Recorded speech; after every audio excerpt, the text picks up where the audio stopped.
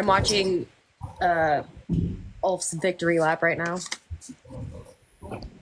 See, I look at that and I'm just, I had so much fun because I just love the juxtaposition of, him and Silverwing, I think, just having the time of their lives and everybody on the ground scrambling, Like, trying to aim the scorpions at them.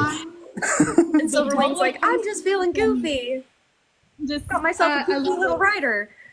Exactly, it's it's like, Ulf in time. finally I can go somewhere, not on the Dragon Mods. Woohoo!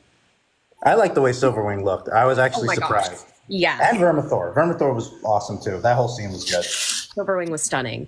I liked that she's a darker Silverwing. What? Sorry, what? Silverwing looked like the illustration in last year's calendar, the Fire and Blood. No. Last year's calendar, which was A Song of Ice and Fire, not Fire. No, it was Fire and Blood. It was Fire and Blood. Where it's her over the wall. Yeah. She looks almost identical to what they did in the show, which is great. And her body.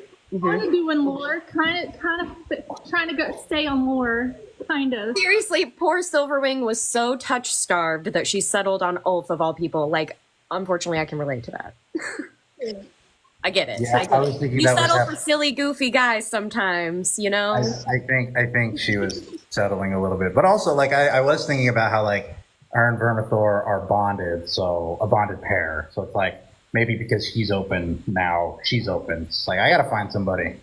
And I think too, like I was saying in the group chat earlier, Alysanne was like beloved of the common folk, so it kind of does make sense then that her dragon would bond with someone common, especially when everyone else is making such a big deal about it, like Jace and the mongrels comment and stuff. So to have then Alysanne, who by all accounts, as far as we know, did give a shit about the common people as much as you can expect a royal to.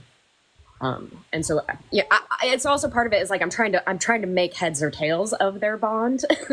And so I think I'm settling on loneliness and the common folk connection with Alysanne. And like you said, I think too that Vermithor had just bonded with somebody and that they're a bonded pair of dragons. I'm sure that had something to do with it too. You bringing up Alysanne, like that reminds me of something that I want to critique the show about, which is they did not bring up the Lord's Right of the First Night when talking about the dragon seeds, which is in the book. There's that's so where many they of come them. from. Yeah. In the book, that's where they come from. It's not simply that just, they were just horny sleeping guys around. Going to brothels. It was like straight up oppression.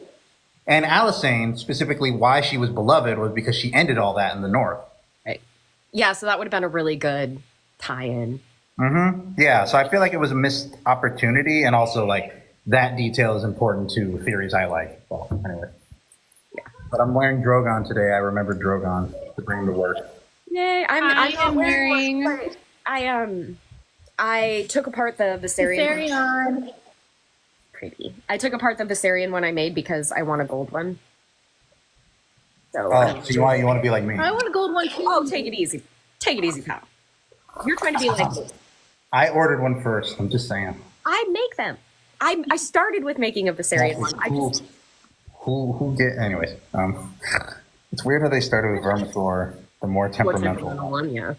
Well, he's the bigger one. I think that was the thinking there, right? He was bigger, so. Vermithor is also bonded with Hugh, so Silverwing was like, I'm not leaving my husband. Probably that's. We need to get Vermithor. She's like, I'm not leaving without a rider. I'm just gonna pick you. Yeah, I can't let my husband, excuse me, you will not be showing me up. This will not be happening. I will participate. And also just I know that Silverwing is really fucking lonely. And I love this exploration of dragons who were bonded with people previously, experiencing sadness when that bond is no longer there. It starts with exploring that with Sea Smoke. And you can imagine that if Sea Smoke went through that with Laenor and they had only been bonded, 7 years, maybe. Whereas Alysanne and Silverwing were bonded Alysanne's entire life. That was a cradle situation. So, losing Alysanne. And they were, particularly tight. They talk about it a lot in Fire and Blood. But, I mean, Alysanne might arguably be the Targaryen that liked to be on her dragon the most. She was always on it. I have headcanon about sea smoke. Where does sea smoke come from? Because I would think that my headcanon was that sea smoke was born in Laenor's cradle. Yes, exactly. So yes. So by my tree, which is what I was trying to put behind me, I'm so frustrated that I can't put it behind me because I really want to include it in this conversation. So I have it that Cyrax and Sea Smoke are from the same clutch that was laid the year that Laenor was born by Meleys.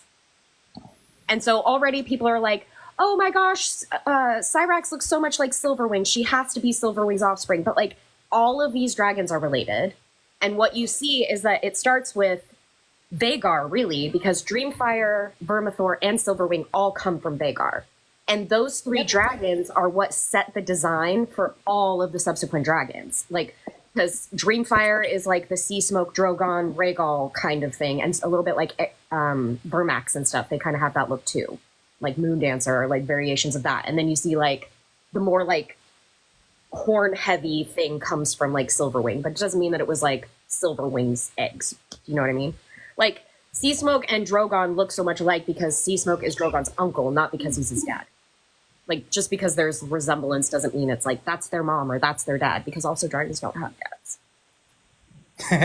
Yes, according to... Right. Yeah. Talk about how... Yeah, this is all according to me and my... Vermithor has... I was just making that distinction. That this is all theoretical. Theoretical. Not canon, but it's pretty close. Yes, NFL guy, thanks for the live. I don't know thanks for the follow. I don't know if you're still here, but yeah, it's all spoilers. We might do, I have to talk to y'all about this, maybe doing like something spoiler free for the finale maybe, but we'll see. You know how I feel about that. But we mostly talk about stuff in conjunction with the entire series, so it's like very difficult for us to have spoiler-free conversations because it's really not that we don't want to talk about that. It's just if not. You guys want to do that, that's fine. I won't participate. I refuse to censor myself that way for anybody. Let's see. Where is Lady Blackfire? She's on her way. She's running behind. So we're kind of stalling for time right now until she gets back, so we can start talking about the episode. Yeah. So we're just kind of like shooting the shit right now. So thank you for all the roses, Rain. I am really excited to start making Silverwing lockets because I hadn't gotten any orders for her until like last week. Sam was the first, and now it's like I'm starting to get more. I have 3 now. Oh, and Sam got one?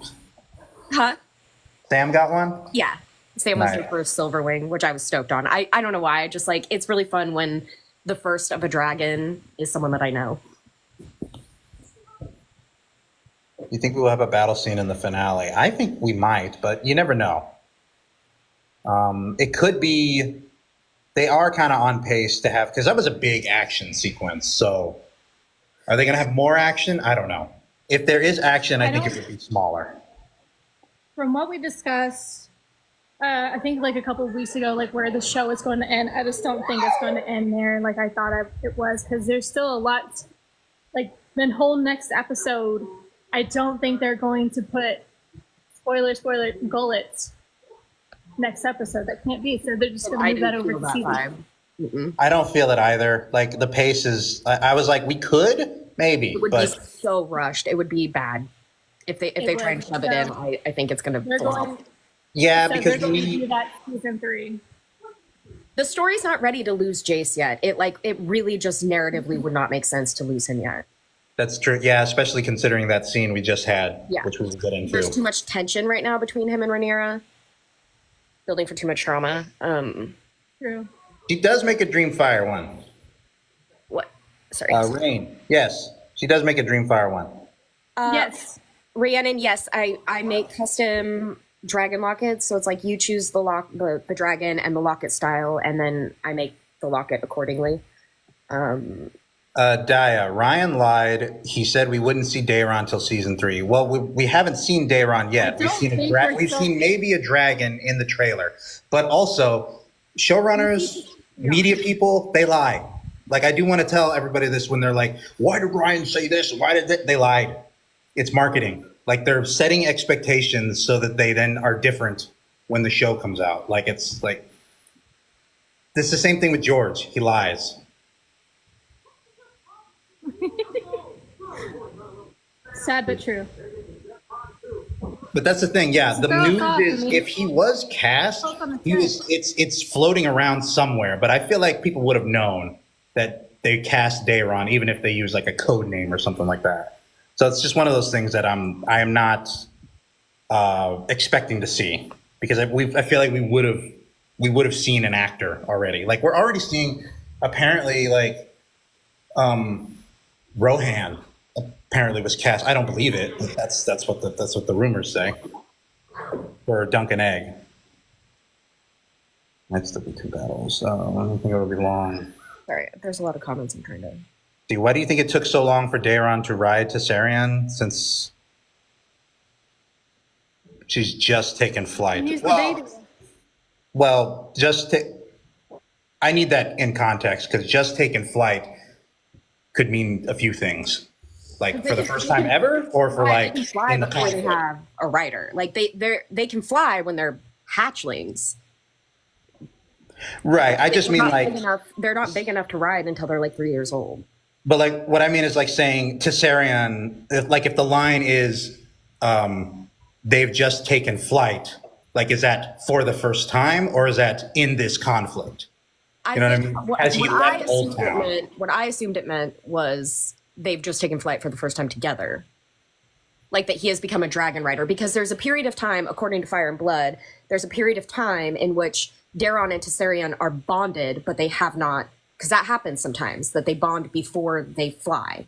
Because they're not Big enough. Big enough. Right. Yeah. Tessarion wasn't big enough yet. Now she's big enough to ride, and so they just fly together. That's based on this little tiny, clip that we saw. Yeah, Tessarion Daeron like took to wing. Like I didn't even interpret that as like for the first time. I interpreted that as like he's left Old Town. That's what I took. Like Yeah. He took He's wing. on the way. In the same way they say he's a horse or a bed. Aha. Except he's coming in. Oh, good. The spoiler warning shows up correctly. Aha! Yay. We're here. Okay, sorry guys, let's fine. And I'll be honest, I missed Tessarion. I did not have time to go back and look at the trailer, so I missed that. I don't even know what they look like right now. Oh my gosh, I knew it was Tessarion like the moment I just like the saturation. It would be very surprising to me, because I thought that from the trailer, I thought that Sea Smoke in the pit was Silverwing, Hi, Shara. because the saturation was a lot lower in his coloring. Or maybe it's not Tessarion, but I really think it is. Yeah, what about Dreamfire? Because we also got a mention of Dreamfire in the trailer. Yes, I screamed. I screamed when I heard it. I'm like, oh, I paused it, and then I grabbed my husband's arm and I screamed, "They're going to bring Dreamfire out!" Oh my god! And he was just like, "Okay." Well, I know Is that's she been our important? main complaint. I know it's been our main complaint that Dreamfire hasn't been with Helena, and in Fire and Blood, it's so harped upon that Helena and Dreamfire have this incredible bond, and I still believe they do. We just need to see it, please. But also, has anyone noticed how mentally unwell Helena looks in that scene? Like, she looks broken. Yeah. She's got bags under her eyes. He's acting entirely too much of her. The shot of her face is very similar to what we got with Daenerys when she loses Missandei. Like the way her face looks is like the really big red puffy eyes and like the bags and stuff. It reminded me of that shot of Daenerys. I'm telling you, I know that everybody has their own like thing of how they want it to go, but I think it would be interesting if the storming of the dragon pit was what pushed Helena over the edge. If we get that bond between her and Dreamfire, because they don't have Maelor. So there's nothing like Maelor's death can't push Helena to do that. So what is going to be the thing that finally sets her off? Yeah. Okay, so I just thought, sorry to wrap that up, because we should get started, but we know how it ends with Dreamfire trying to get out. Maybe Helena's just trying to get out. Maybe their minds linked. Oh, right. Just trying to get out of there. I mean, I'm attached to the version in Fire and Blood where the reason why she does that is because she watches Morgul and Shrykos, her children, being slain. And that's like her motivation why she freaks out. Yeah, Helena? I love Dreamfires. That's what I was saying. Helena is linking with Dreamfire because Dreamfire freaks out at that, and then Helena, like that's what would motivate what a Helena does. That's what I'm saying. Like Dreamfire has her meltdown after watching her children be brutally taken from her, and that could be that could be really compelling. Helena seeing Dreamfire pass away is what drives her to be like, you know what, I'm done. Like, what if it was like happening in real time at the same time? You know what I mean? Like you get these the juxtaposition. You get Dreamfire similar to Rhaenyra and Syrax as she jumps off, you know, and then like her broken body and Helena's broken body, kind of a thing. And then me sobbing uncontrollably and just being a mess. It's gonna be hard to watch. All of it's gonna be hard to watch. Okay. Every single moment of it. I think it's time, now that everybody's here, we should start off at the top of the episode. Chelsea, do you want to start us off? Hi, I'm Chelsea Hallowed Harpy, and I'm here with somebody. Ashley, Lady Blackfire, and I'm here with Taryn, Lady Zombie Taryn. And I'm Eric, not Arik. And we collectively are the Wicked Witches of Westeros. And we are here to discuss episode 7 of season 2 of House of the Dragon. There's going to be all kinds of spoilers for the show and future events because we are going to be talking about the books. So please don't talk about that in the comments. Take that with caution. I'll try to say book spoiler, but if I miss it, I'm sorry. It's just, we are book talk creators predominantly. We're talking about the show because the show is happening right now. So what did everybody think of the Valyrian standoff? We started off strong with this episode. We started strong, and I've got to say that Adam was very, like, you could tell he was nervous, but he was a lot more confident than I was expecting. I mean, he was just kidnapped. Like, Sea Smoke really did say, ride or die. So like, he was like, pick one, because this is happening either way. So for him to face Rhaenyra, the rightful queen of the Seven Kingdoms, the way that he did, I was impressed. I was very impressed. I feel that Adam has always felt like what we've gotten from him from this season was that he felt he was meant for a higher calling, and now he has found his purpose, and he seems really excited about it. Like, I am so looking forward to watching the relationship with him and Sea Smoke just bloom, at least for the time that we have them together. Yeah. So I had 2 things about this scene that I liked. First, I loved the communication between Syrax and Sea Smoke while Rhaenyra and Adam are communicating, because by my family tree, they're siblings. And so it's like, he's like, sister, look what I brought. I brought you a warrior. A human. Great. How are you? It's nice to see you. I was so lonely, you know, so I loved that whole exchange. And then Rhaenyra asks Adam, do you think you can get him to Dragonstone? And Adam says, I can try. And I thought this was a really interesting, like, mirror parallel to Darklyn being like, I've done it, right? So like that arrogance of Darklyn, which I think is what ultimately turned Sea Smoke off, compared to the humility of Adam being like, I mean, I'll try. We'll see what he wants to do. You know? No guarantees. I liked that a lot. The vibes I got from Sea Smoke was very like, Mom, can I keep him? Or, you know, can we keep him, please?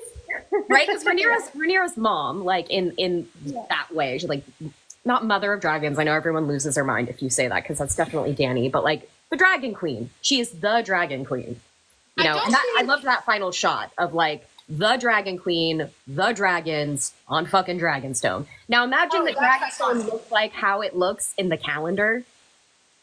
And then you've got Rhaenyra and the fucking dragons. Like, this is why I want this shit animated. Mm-hmm. Yeah, the show Dragonstone has always been a disappointment Wow. from Game of Thrones on. Flop. That Vale, man. I mean, I understand that it's really complicated to recreate Dragonstone the way George designed it, but yeah, they didn't even really seem to try. I think too, something I really like about Sea Smoke, and Ashley, we talked about this because, you know, you were like, he's the only like nautical dragon, right? Because we don't have like sea dragons. That's And why so I got in the locker. the idea that he is predisposed, he wants a Valarian / Targaryen, like, because the assumption, and because Corlys brings up like, I didn't know much about your mother's heritage. I think it's really implying that that's where the Valyrian blood, the dragon riding blood, is coming from. It's from the mother. And so I think that's really interesting that Sea Smoke has intentionally chosen men who are both, who are Valarian and who are of salt and sea and fire and blood. I think for Sea Smoke, it's also, oh, look, it's Laenor Part 2. Because they're brothers. He's like, yeah, this works, you're close enough. Dad, why not? I love the show's decision to have Adam have black hair and not silver hair, because I think that it just goes even further. Like with Jace and Lucerys and Joffrey, like it pushes that further, that you don't have to look like a typical Targaryen in order to have these valid relationships with these dragons. Because the Velaryon boys, Rhaenyra's sons, have very strong bonds with their dragons. They are very close. And we see that Adam, like, obviously we haven't seen that relationship play out yet, but Sea Smoke saw what he wanted and he went after it. So obviously there is something in Adam individually that he saw that was worthy. Oh, definitely. And I like how he kind of stalked him for a little bit. Like in one episode, he's just flying above him. He's like, and then they try and give him a white guy, and he's like, no, I spotted this guy. No, we're I feel good. like it's a very Joe thing from you. Like, Put on his little hat. Sea Smoke puts on a hat. Sea Smoke's like, I see you. Hello, you. Hello, you. An interesting thing I saw in that scene between Rhaenyra and, I almost said Laenor, Adam, is Adam has this line about, you know, what am I to do when the gods choose me, basically. And I feel like that's banging around with Rhaenyra the entire episode. It's very interesting seeing that, like her, because this is part of like where I am starting to depart from, like, where I'm starting to get like really critical of Rhaenyra, where I'm like, I know it's desperate, but you're trailing a little too far away right now, but we'll talk about she's that. gone. She's But gone. I feel like When we get there, I have so much I want to say about this religious fervor framing of her. I think it's She's but gone. I love how they introduced it this way, where it's like she's being convinced by Adam, essentially. Yeah. And it's like, it is the way forward, but it does open a lot of can of worms and more drama. But also, this goes back to that forcing thing. Like when you see characters forcing prophecy, Rhaenyra is forcing these relationships. They're not like with Sea Smoke and Adam. That was very organic, and it was the most natural bond that we have gotten. I mean, I think that Nettles and Sheepstealer are the only ones that can surpass that, and then layer much further on Dany and her dragons. But like that was amazing. The dragon chose who he wanted, and I loved it. So, but Rhaenyra forcing it is like another character like Rhaegar forcing prophecy. Like it's not going to bode well at all. Yeah, no, she's the idea that Adam has like inadvertently given her a god complex, like, and that it's really going to lean into this, like, because when she was young, it was like, I don't buy that Targaryens are, you know, closer to gods because of the dragons, but now we're kind of seeing this inversion of that, and her being like, no, everything's ordained, like the gods have brought this to me. Who am I to question what the gods have put before me? Like this kind of shit, you know? Like if it's like the gods putting this before, like if it's the way things are supposed to play out, then it's going to play out the way it's supposed to. Like, and she doesn't seem to understand that. It's like, if Vermithor and Silverwing are meant to have riders, then it'll just happen on its own. Forcing it is dangerous territory. Yeah, like I definitely think that Sea Smoke and Adam would have bonded anyway. Like I think that trying to get him to force bond with Darkland prompted him to like do it sooner than maybe he would have done on his own, but having seen him sort of stalk Adam, to me implies that he had every intention at some point of approaching him. But then once he felt pressured, he was like, "Oh, okay, fucking fine. I'll get one." Well, like you said, he flew over Adam. Like he was totally catcalling Adam. Yeah, he was like, "Hey, baby. Hey, baby. How are you doing?" Of course, we are all sea smoke in that regard. Also, too, when you think, okay, wait. That, okay, because Adam, you be fine. I don't want to get too much. Well, okay, I want to come back. We'll come back to the Rhaenyra religious, fire cult thing. We'll come back to that. Yes, I have a lot I want to say about it. I want to try to go in order, but Yeah, I got a list. Let's hope we can stay in order because next is Alicent, right? Alicent and the Maester. Yeah, Alicent and Orwell and her mirrored scar and the rats. Yeah, it was a good scene. Pulled a lot of things together. Oh yeah, I think that Alicent is kind of even more so than Helena going into the Oblivion. Like we're definitely starting to see her downward decline, which is faster than I even expected to see it. Like she at this point, I have to believe that she knows that none of this was worth it. Oh yeah, I mean that's the whole. She's out there contemplating suicide and the meaning of life, in the woods. Like she's having her Ophelia moment for sure. That floating on the water, yeah. I don't dislike those scenes of Alicent, and I think it's necessary for her character. It's just I feel like there was so much action otherwise happening that it was sort of clunky. Those transitions felt clunky to me. I agree. I felt the vibes and the tone were a little off with Alicent's episode. Yeah, but like you said, I can't imagine what it would have been. True. It would have been skipping her, not seeing her this episode, I think. And I wouldn't have, I think they could have saved that for the finale. We get these shots of Alicent having this oh my fucking God kind of moment, which I think obviously we're going to see some of that in the finale anyway, because she's still out there. But I feel like for the overall tone of the episode, they could have taken those scenes out and it wouldn't have harmed anything. In fact, I think it would have helped the overall tone. Of course, y'all are talking about that. I am delusionally still believing that Larys is the rats.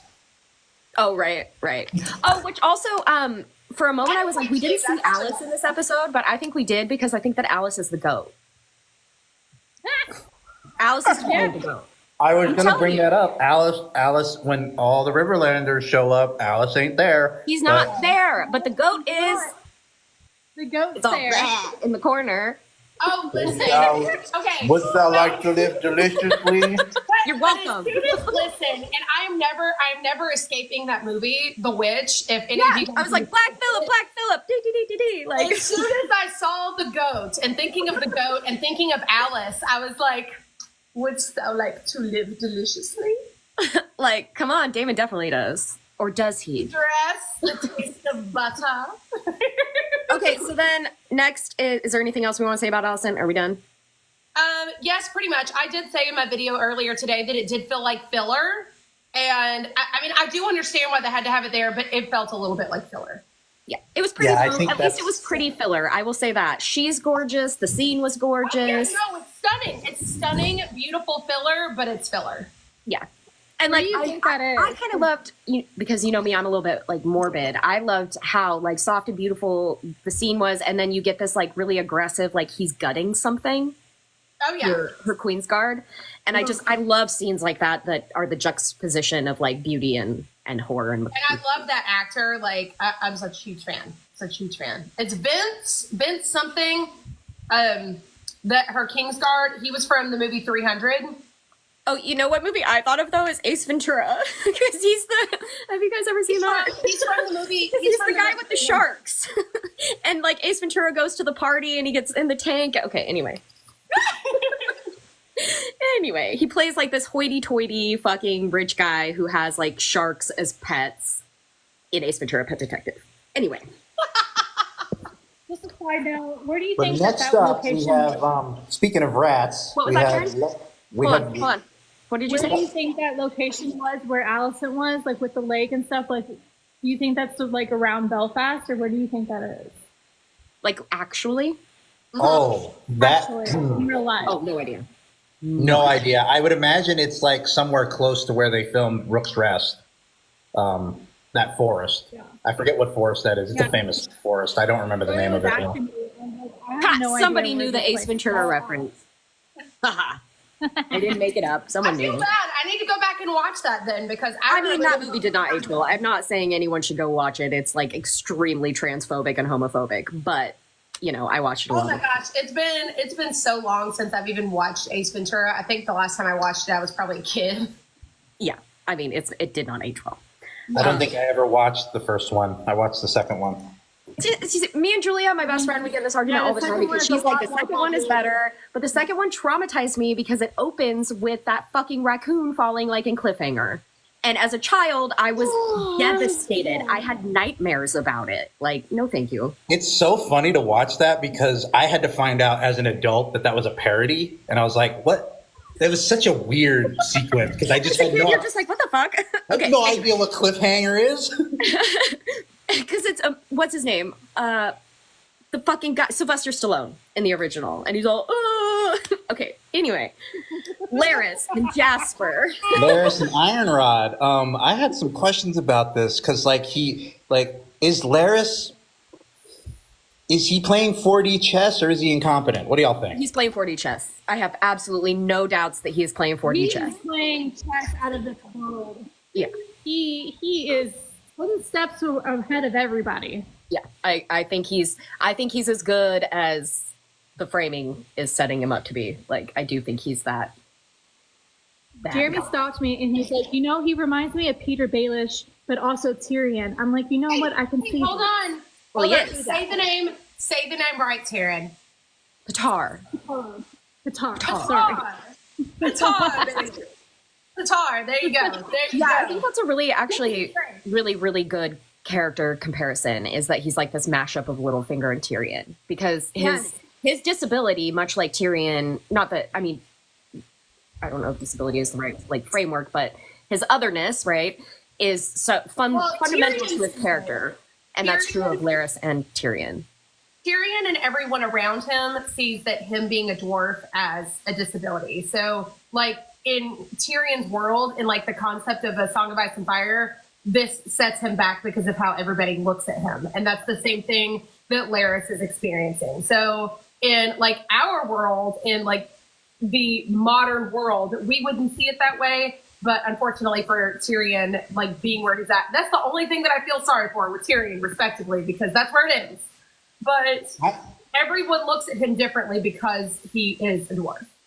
I heard something about Laris that I didn't even consider. I think there's like an implication that he may be like Alice's half brother, and that it's just like.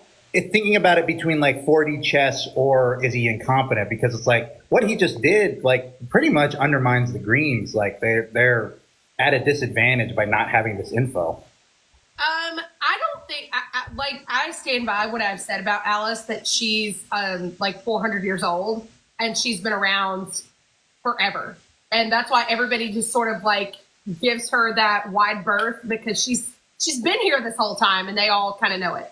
Well, so my question then is if she's Laris's half sister, then she's also Harwin's half sister. So meaning that her father was the Hand, or that they had the same mother?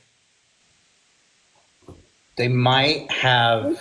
Yeah, I don't know. It would have to be him because she's supposedly a strong bastard. Right. So it would have been that she was born to a different mother. So it's like, I think, the implication that I was reading about, this is not something that I really see. It just got me thinking about, like, is there a connection? Because it's like they were both. Maybe that would be like the justification of like, because remember how Laris said that someone in the family was blamed? It was obviously Alice for witchcraft. So maybe it was like, because she was the bastard child of what is his name? Lionel, thank you.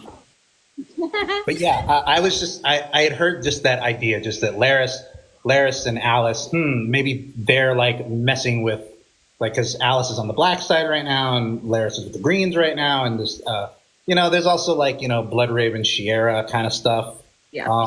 thinking about, but because it's just one of those things. Like I could not tell in the scene. Like, is he like really saying to Jasper like, I don't trust that info, or is he like, I'm gonna let this one slide because I'm not gonna warn them. I think it's both. I don't think that he's trying to undermine the Greens. He's trying to undermine Aemon, and he doesn't want Aemon to have that. Yeah, and We have a good I can see him here. He's desperately telling Aegon, like, let's hurry up, move along. You gotta heal, man, because he's trying to get Aemon down. And I think too, Aemon out of here, please.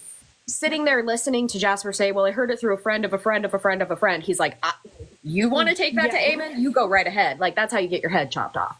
Like I also felt like that was like that energy of like, yeah, that's not very credible. I don't know. Like I think it was both. I think he was like, I wouldn't share that yet, but I'm going to go ahead and put it in my back pocket, which is kind of Laris in a nutshell, I think. Do we think that Otto is going to answer Aemon's summons from last episode, that he's going to come to King's Landing anytime soon, or if he's going to ignore it for a little while? I don't think he's going to be back by season's end, but I think we're going to, like, as we saw this, I believe he's probably going to, well, never mind. I don't know. I haven't thought about it that deeply. I feel like if I mean, we know how things end for Otto in the book, but I feel like his family is going to be the death of him at this point. So there's a little bit of discourse in the chat about the possibility that they're setting up Adam as Laenor's son and not Corlys. No, that's Corlys' son. And actually, one of the things that irritated me about that scene, just going back to that scene really quick, Corlys, like, show even an ounce of emotion towards your children, because like this is all you have. So, like, I mean, yes, he has his grandchildren, but these are the only children that he has left. So, like, But I was just like, just hug him. Like, he's a dragon rider. Just give him a little hug. I know that's not in character. I know that's not practical, but like, still, I can tell that Adam was so desiring to make him proud. I almost feel like, I don't feel like Adam has much of a complex of making Corlys proud. I kind of feel like he doesn't give a fuck. Well, yeah, that's more coming from Alan, but like, I guess, I don't know, like the look. Because that's what they're saying in the comments, is that the difference in the way that Corlys is treating Alan and Adam is because Adam is Laenor's son, not Corlys' son. Yes, in the book, he has Rhaenyra legitimize Lane, Adam and Alan. They get legitimized as Velaryon, right? Hold on. He has them legitimized In the book. But wouldn't it be interesting if he were Laenor's son, Eric, you could make that argument that the Velaryon boys could still be legitimate because of hair color. Well, Even though that's a long shot, it would make it so another one of Laenor's children had dark hair as well. them being Laenor's kids that's a book theory, because Adam and Alan are much younger in the books. They're not doing that in the show. It's very clear that they're insinuating that Alan specifically is somebody that Corlys knows is his son, and Adam is Alan's brother. So I always felt like this difference between them is about like Corlys not getting his heir because he wants it to be Alan, but so far Adam is the one that has now talked to the queen. So it's like, I think he's disappointed and he's trying to get over himself a little bit. Do they say who their mother is in the books? Not to my knowledge, no. Yeah, I feel like I also agree with this, assuming that because in the books Adam is older than Alan, right? But we don't know. I agree. Someone said that Alan looks older than Rhaenyra. He does. Right. So in the show, I get the vibe that Alan is older than Adam. That's not true in the book, but that is the vibe that I get here. And so I think part of Adam's attitude and Corlys's attitude towards him is that second son thing. Like, because that theme is like theming hard right now. Mm-hmm. The second son thing. I do think Adam seems like more of an age, and I mean, we see that in the book as well, because he and Jacaerys are friends, and he also makes a friendship with Benji and the lads, and it's definitely more along the lines of Adam is closer to that age. Like I would point him at maybe like 16, 17 is what they're trying to play off, whereas Alan seems more of an age with Rhaenyra.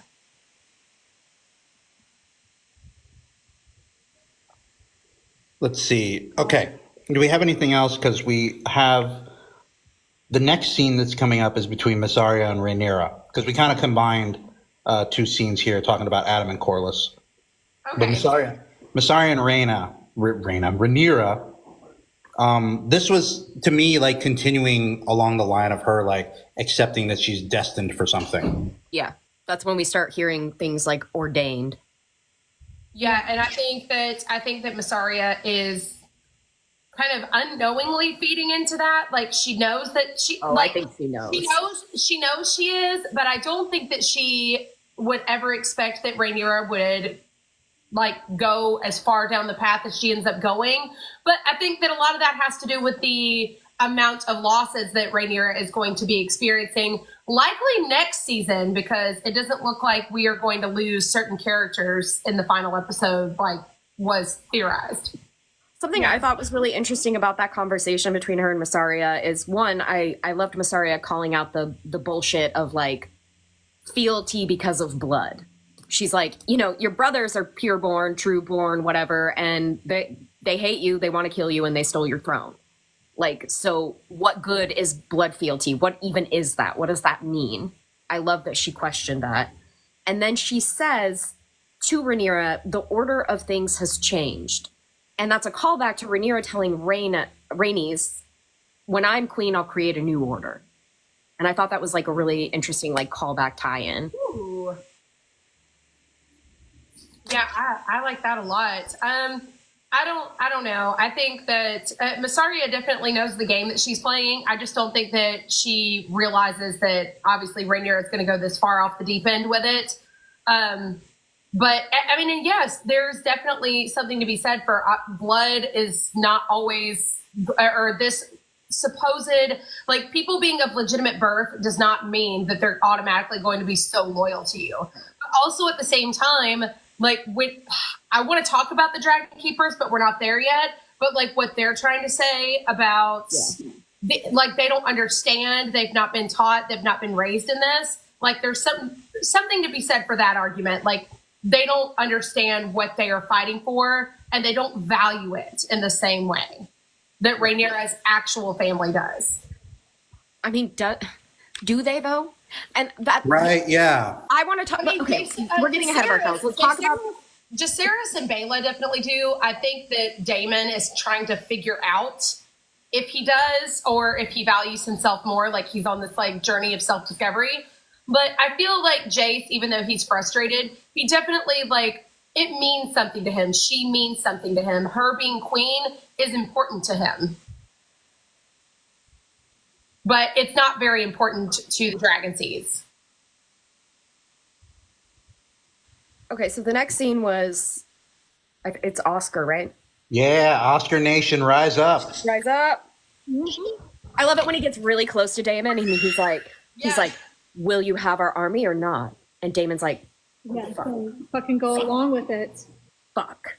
And just like, Okay, oh my so God, that the moment that it hit my mom, because I watched this with my mom, and the moment I was watching her, because I clocked what was going to happen, because I was expecting the like beheading, you know? And so I was like, oh shit, he's going to outmaneuver Daemon. And as it started happening, I'm watching my mom and she's just like, oh, he's 12. She was just like, so like, shocked. This is why we love this group so much. Oscar, Kermit, and Benji. Let's go. Let's go. I don't think There's no more Willem. I don't think we're going to get it this season, but I do think we're going to get it in season 3, and we are going to have the most iconic trio. I am so ready for the lads. I need it. It's a need. Also, as always, in every scene he's in, shout out to Simon. We love Simon. We love his comedic relief. When he was like, oh dear, I just like died. Oh dear. Yeah, that scene was definitely more evidence of Hot D being a sitcom, because it's like when like Oscar is like, talking about Damon's, comportments here. And then Damon's just like, can only look at Simon, who's just like worried, like seeing what he's going to do. Is he going to behead this kid? I know. He's just like, shit. So irritated. Like, Damon is so mad, too. He's big freaking mad because he's like, I can't do anything about it. I can't punish him because I need him because he's rallying their loyalty. Like, at first, he was outmaneuvered by a child. Like, fully outmaneuvered by a child. Daya says Catelyn got her... Sorry. Calculating child. Daya says Catelyn got her sassy attitude from Oscar. I'm like, yeah, I'm surprised he did not tell them to gag Damon or something.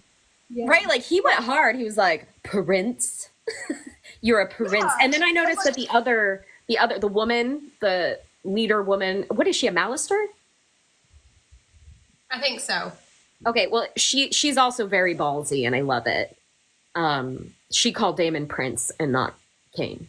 Also. Well, there's this like, okay, so Damon was not going to get their loyalty any other way.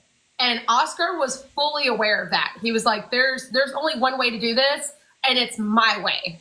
So if you want them to listen to anything you have to say, despite hating you, because he said they hate you, and for them to follow him in any sort of way, this couldn't have been done any other way. And I loved it when Damon had an attitude the entire time. Like, even when he went to go decapitate Willem, he was like, I'm like, he's so petty all the time. The way he swung the sword was very, like, yeah.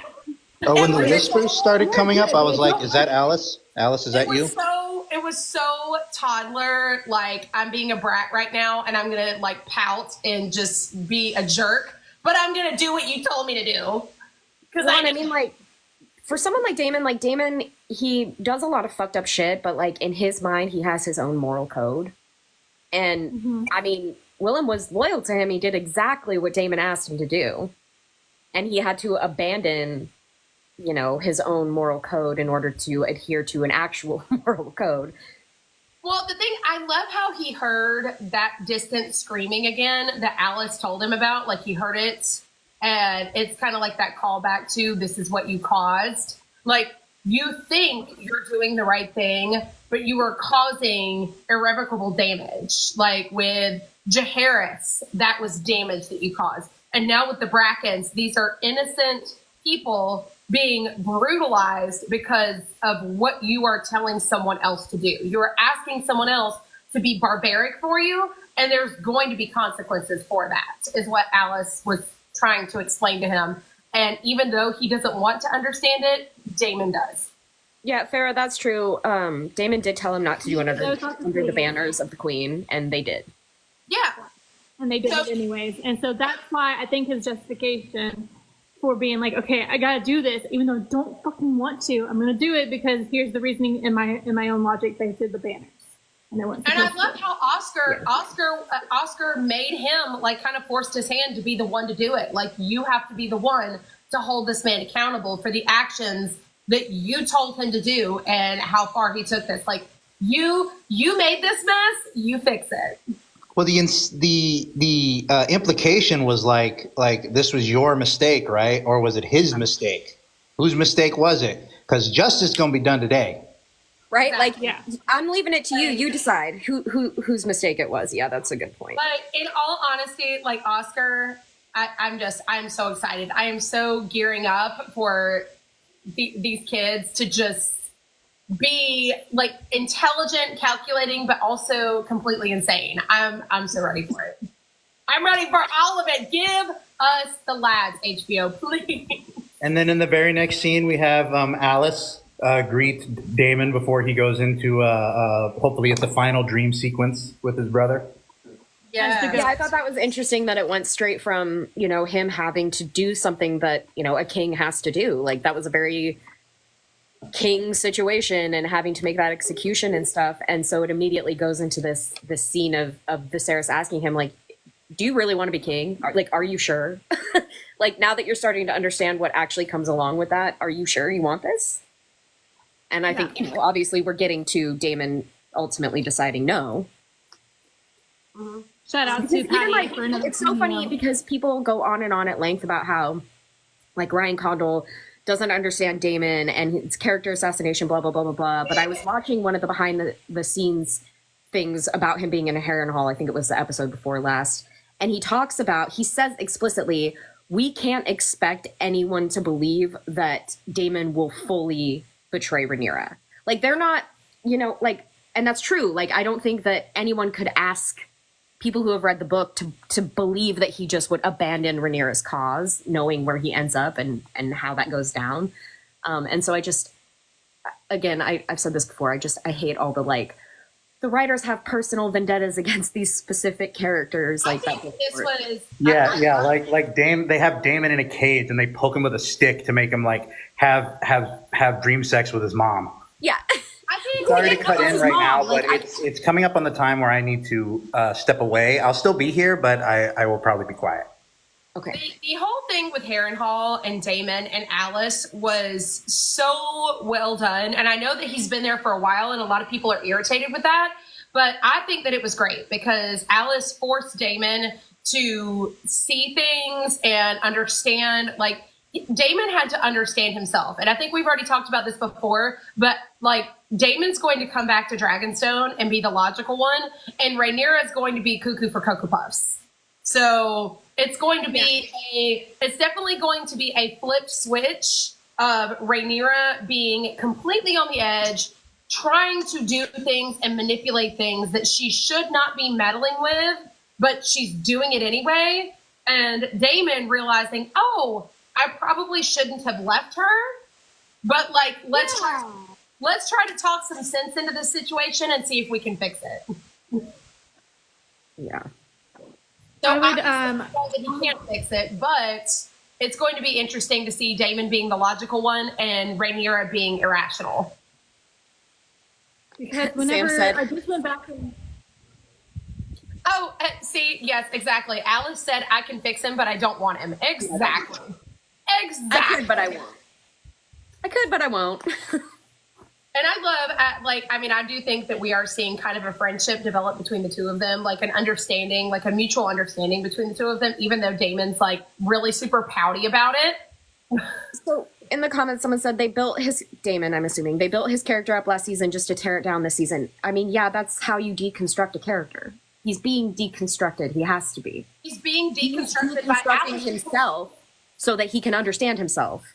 Damon has to face, like I have said it before, with how he and Aemond think with their emotions, and they act on those emotions before giving it any sort of logical thought whatsoever. So they're very passionate thinkers. But Damon has to get out of that mindset. He has to learn that his actions have consequences. And Alice had to make him understand, like, do you really want the crown or do you want to help Rhaenyra? Like, where are you at? Where do your loyalties lie? What do you really want? And I think Damon at this point has now figured that out. Yeah. And it's also setting up, we're going to see, I think, a very big payoff when we finally see Aemon in Harrenhal and we get the comparison of the two. Like, this is only half of the Harrenhal story. The other half is Aemon. And I am beyond excited for that because you guys know what I feel about that. They nerfed Damon. He's nothing like that in the book. Nothing like what? Nothing like Nothing like what? Okay, I will always say this. I will continue to say it. Damon is worse in Fire and Blood. Like, the show is doing him favors. I promise you that they really are. Like, I just want to know what's so, like, out. Like, what has he done in the show that's so wildly out of character for his characterization in the book? I think people's biggest complaint is that he's so dismissive of his children right now, which is still, like, in his mindset that he was at in Dragonstone, is not very surprising. So maybe that's something that's going to shift when he comes back. I'm not sure, but we'll just have to wait and see. Yeah, see, and then someone else in the comments, and I agree, said, we don't know the characters personally in the book. It's written like a history text. So I know. that's another part of it, too, is, like, how do you assassinate a characterization that you never really had? Like, Yeah, we don't know anything about these characters truly because it's all coming from a third party perspective. And then Mushroom, who is literally the most unreliable narrator ever. people just say character development. Yeah, I think people get impatient. I think that people want to see fully developed characters without seeing them get there. Yeah, you have to have a little bit of and with someone like Damon who has made catastrophic mistakes, like he's not just going to go from that to being, oh yeah, everything's great. Like that's not how this works. Yeah, and I mean, I certainly did not walk away from Fire and Blood being like, Damon's a good dad. Like, I didn't, not a takeaway I had from the book. I thought that when I read Fire and Blood, the only thing that came out of it for me, for Damon, was God's Eye. That was the only thing that I thought that he ever did that was good. And even then, as I told you, I had a huge problem with it. We've talked about it in the group chat at length. Aemond and Daemon are both very capable swordsmen. Book spoiler, if you don't want to know, go away. They are very capable swordsmen. They did not need. They didn't have to bring in the dragons. There was no need for Vhagar and Caraxes to even be there. I applaud Daemon for taking out Aemond, but you could have done that on the ground. I promise you could have. Yep. Like that was completely and totally unnecessary to get these dragons involved in that. And not only that, but you have to think about the time that Vhagar and Caraxes spent together. So once again, Vhagar is being forced by this dragon bond to do something that she doesn't really want to do.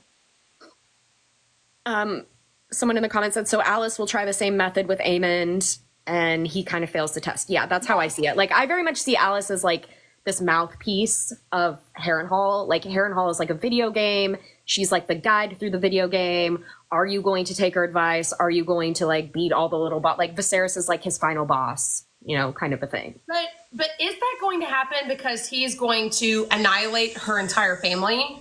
So is she even going to give him that opportunity, or is she going to be like, I hate you?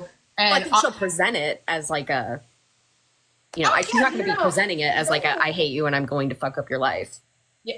Oh yeah, presenting, she's going to be like, oh, I'm in love with you. And like behind the scenes, I don't think she's ever going to try to help Aemond in the same way. But I mean, he's going to think so.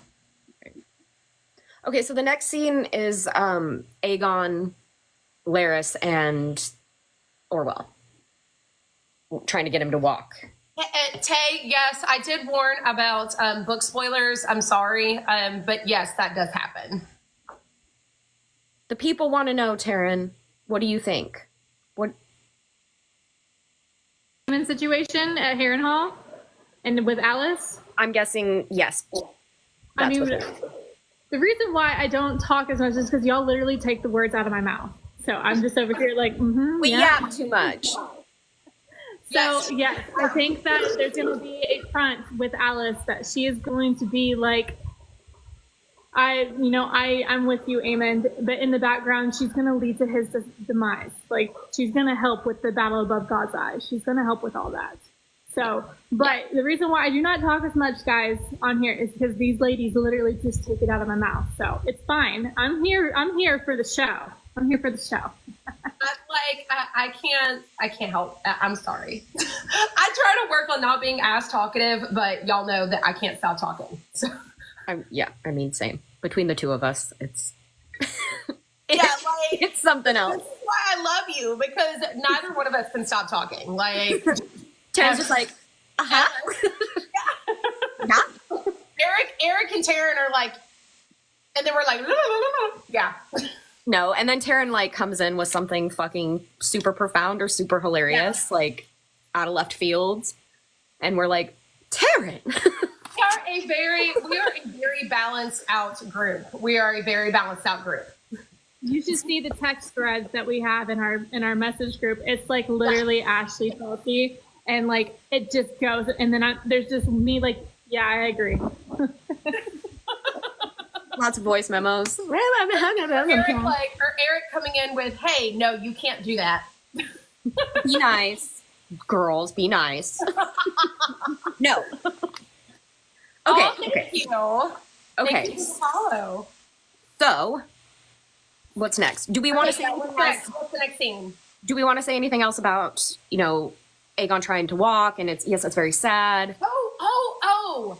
I think it's very interesting that he looks so much like Viserys now. Like, Yeah. Aegon looking just like, I see the family resemblance is strong. I said that to my mom. I was like, oh, homeboy's starting to look like his daddy. I know. Like, we are looking very rough right now, Aegon. Very, very rough. Ears. He's got his daddy's ears. He's got his daddy's ears, Taryn. He's got daddy's ears. He's got daddy's hairline right now. See? That's what I'm talking about. Yeah, she's quiet, and then she's like, he has his dad's ears. He even walks just like his dad. Like, oh my God. It's the same person. I just love the dynamic between Larys and Aegon. It's great. That every scene with them is like, that is old school Game of Thrones to me. Like season 1, season 2, that dialogue, that discourse, like that. Ooh, yeah. Give me that.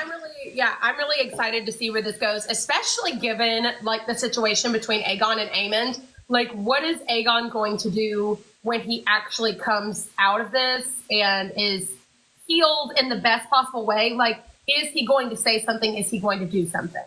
Yeah.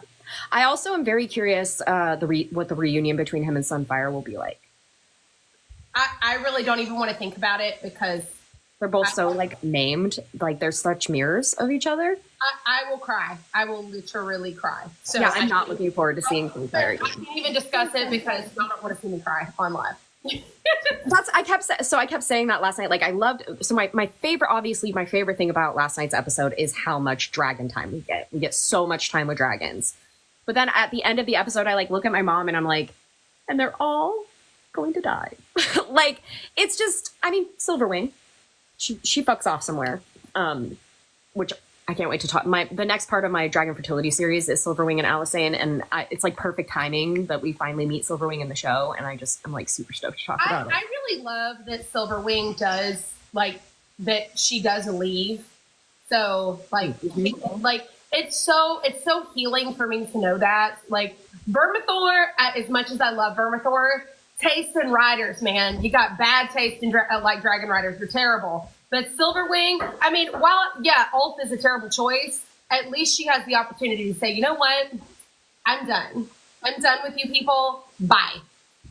For me, reading about these dragons for so long, having them in multiple books, Rise of the Dragon, World of Ice and Fire, and then also Fire and Blood, finally seeing them like adapted to on screen, it gave me the feels. It gave me the warm fuzzies that we're finally seeing these in live action, and it just makes me feel like nostalgic.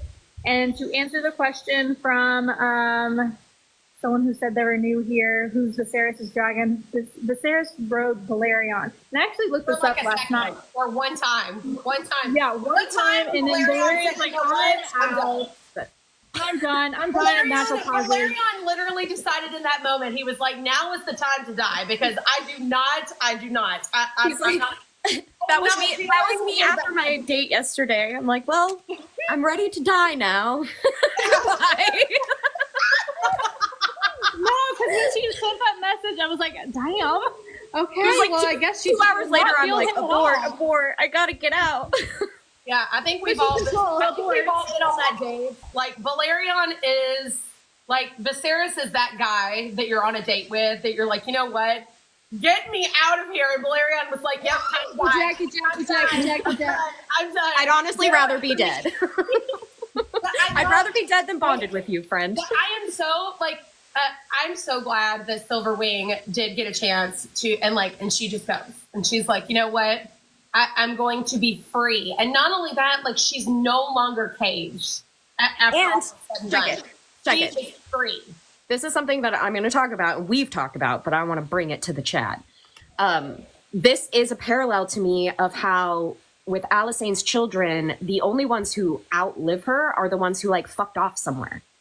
Like, the ones who got kicked out of the family, essentially, or Vaemond, who chose and was like, I want nothing to do with you fuckers. Like, bye, I'll be in Old Town. Like, and so Silverwing surviving in that way. And I also believe that Grey Ghost is one of Silverwing's only surviving children that, like, grows into adulthood. And you see a similar thing with Grey Ghost being a wild dragon. So like you know, Sarah, like you could see Grey Ghost as Sarah, or like as Daemon because he's silent and like in the shadows kind of a thing. Like, yeah. So in the books, when one of Dany's blood riders rides through a dragon, and he said that the dragon was so big, like the skeleton was so big, that he could ride right through the jaws. Do we think that was Silverwing? I don't know that it would make sense that Silverwing would go to Essos. I think that would have been a dragon that already. I think it'd be so cool.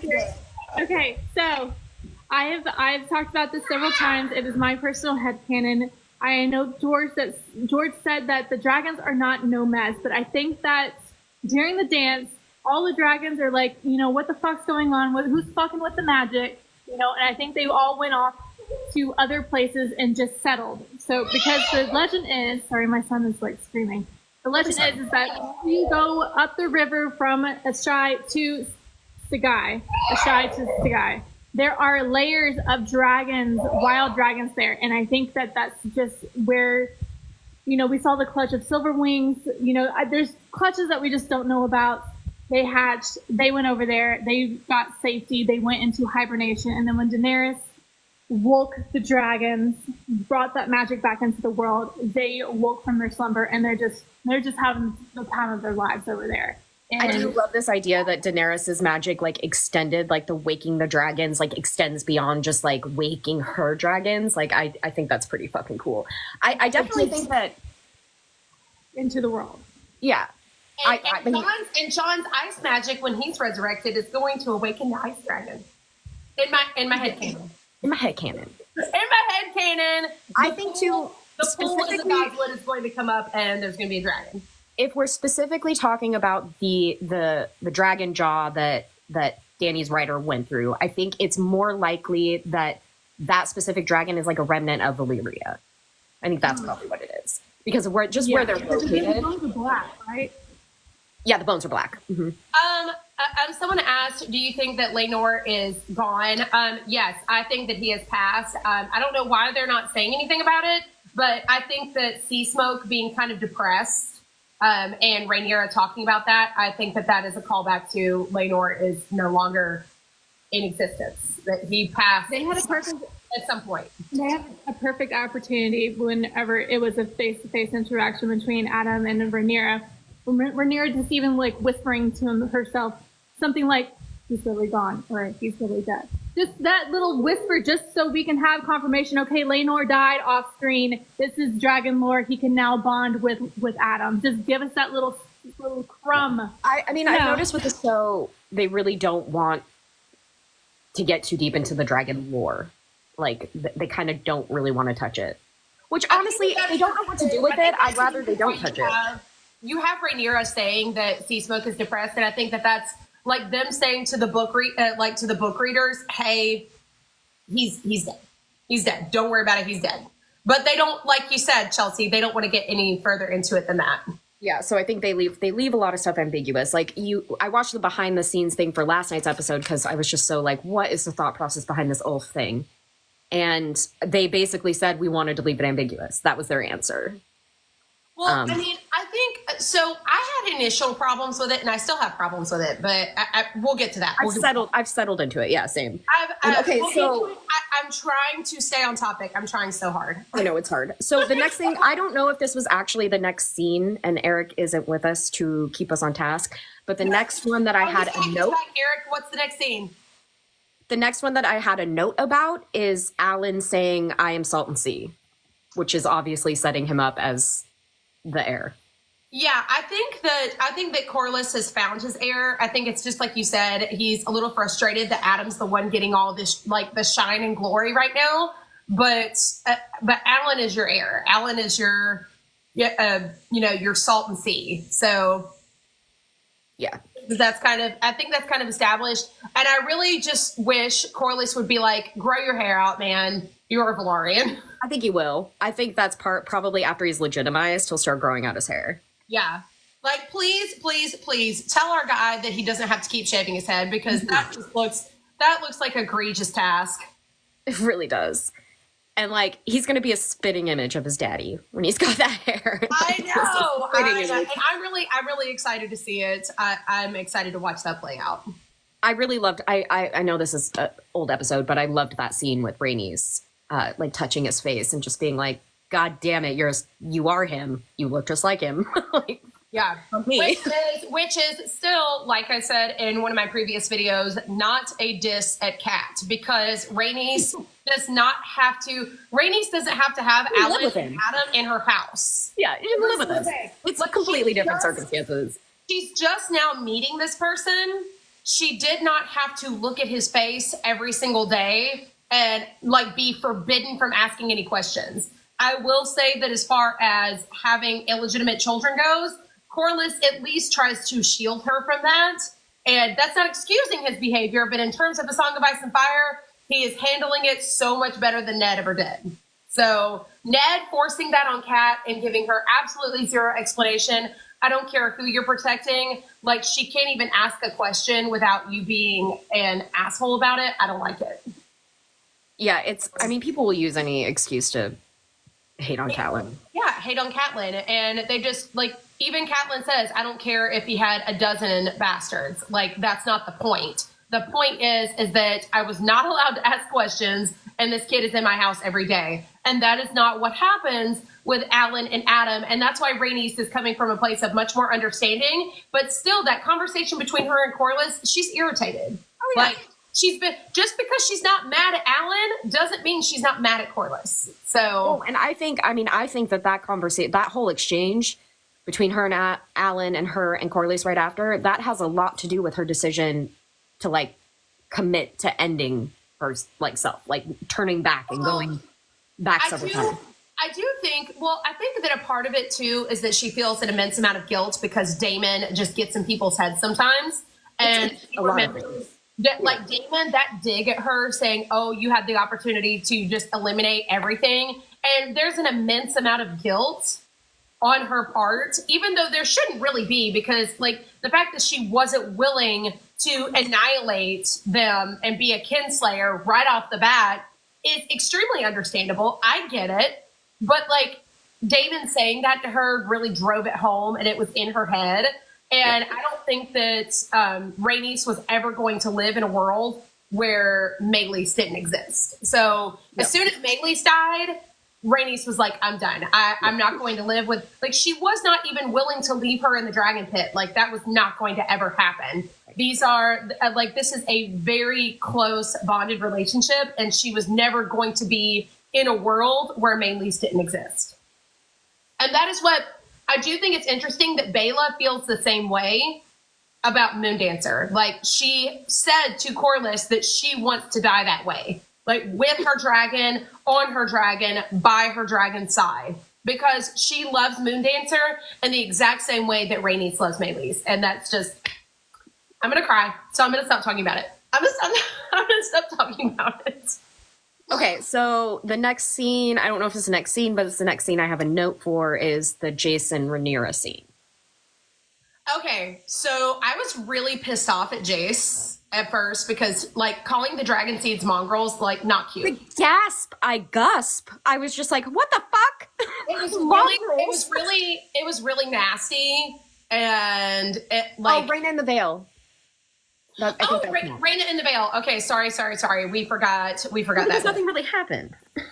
We don't have Eric keeping us on task, okay? Eric, you got to keep us on task, man. Okay, maybe, can y'all hear me? Yes. Okay, maybe I'm the only one who has opinions about this because I just hate what the show has done with the Veil, but I was just nitpicking it because I'm like, why are they walking?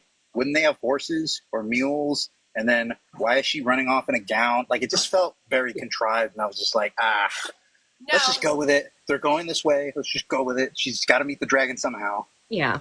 But she just like, and also I think that people are really misunderstanding the dynamic between Raina and Jane. Is that her name? Lady Jane? Yes. That's another thing, which I'm through having that conversation with people. Yeah, like this, like, oh, she's being unfair. No, she's not. And like people are saying like that she was kicking them out. No, she wasn't. Like, did you not hear anything from the previous conversation about Pentos, like, Jack they're on making their it way to out. Pentos. She's She's like, actually I trying can't to keep you get safe them. here. She's trying to get them to a safer place Yeah. because She's like, you where didn't bring me they a are right fucking now- dragon like you said you would.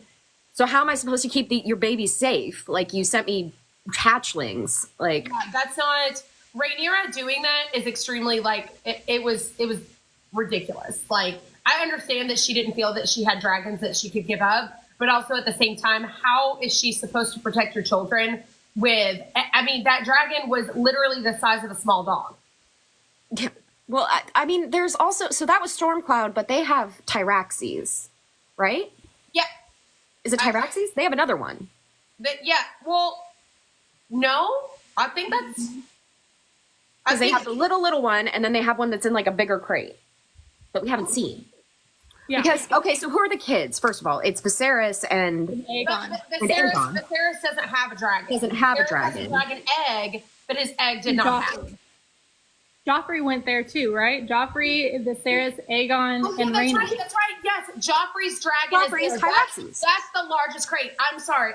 I was confused for a second. I forgot that Joffrey did go with them. Okay, yes, okay. I was like, am I insane? Like, no, okay, Tyraxes is there. Listen, We they're haven't only seen it. showing snippets of Joffrey. I'm starting to forget that he exists.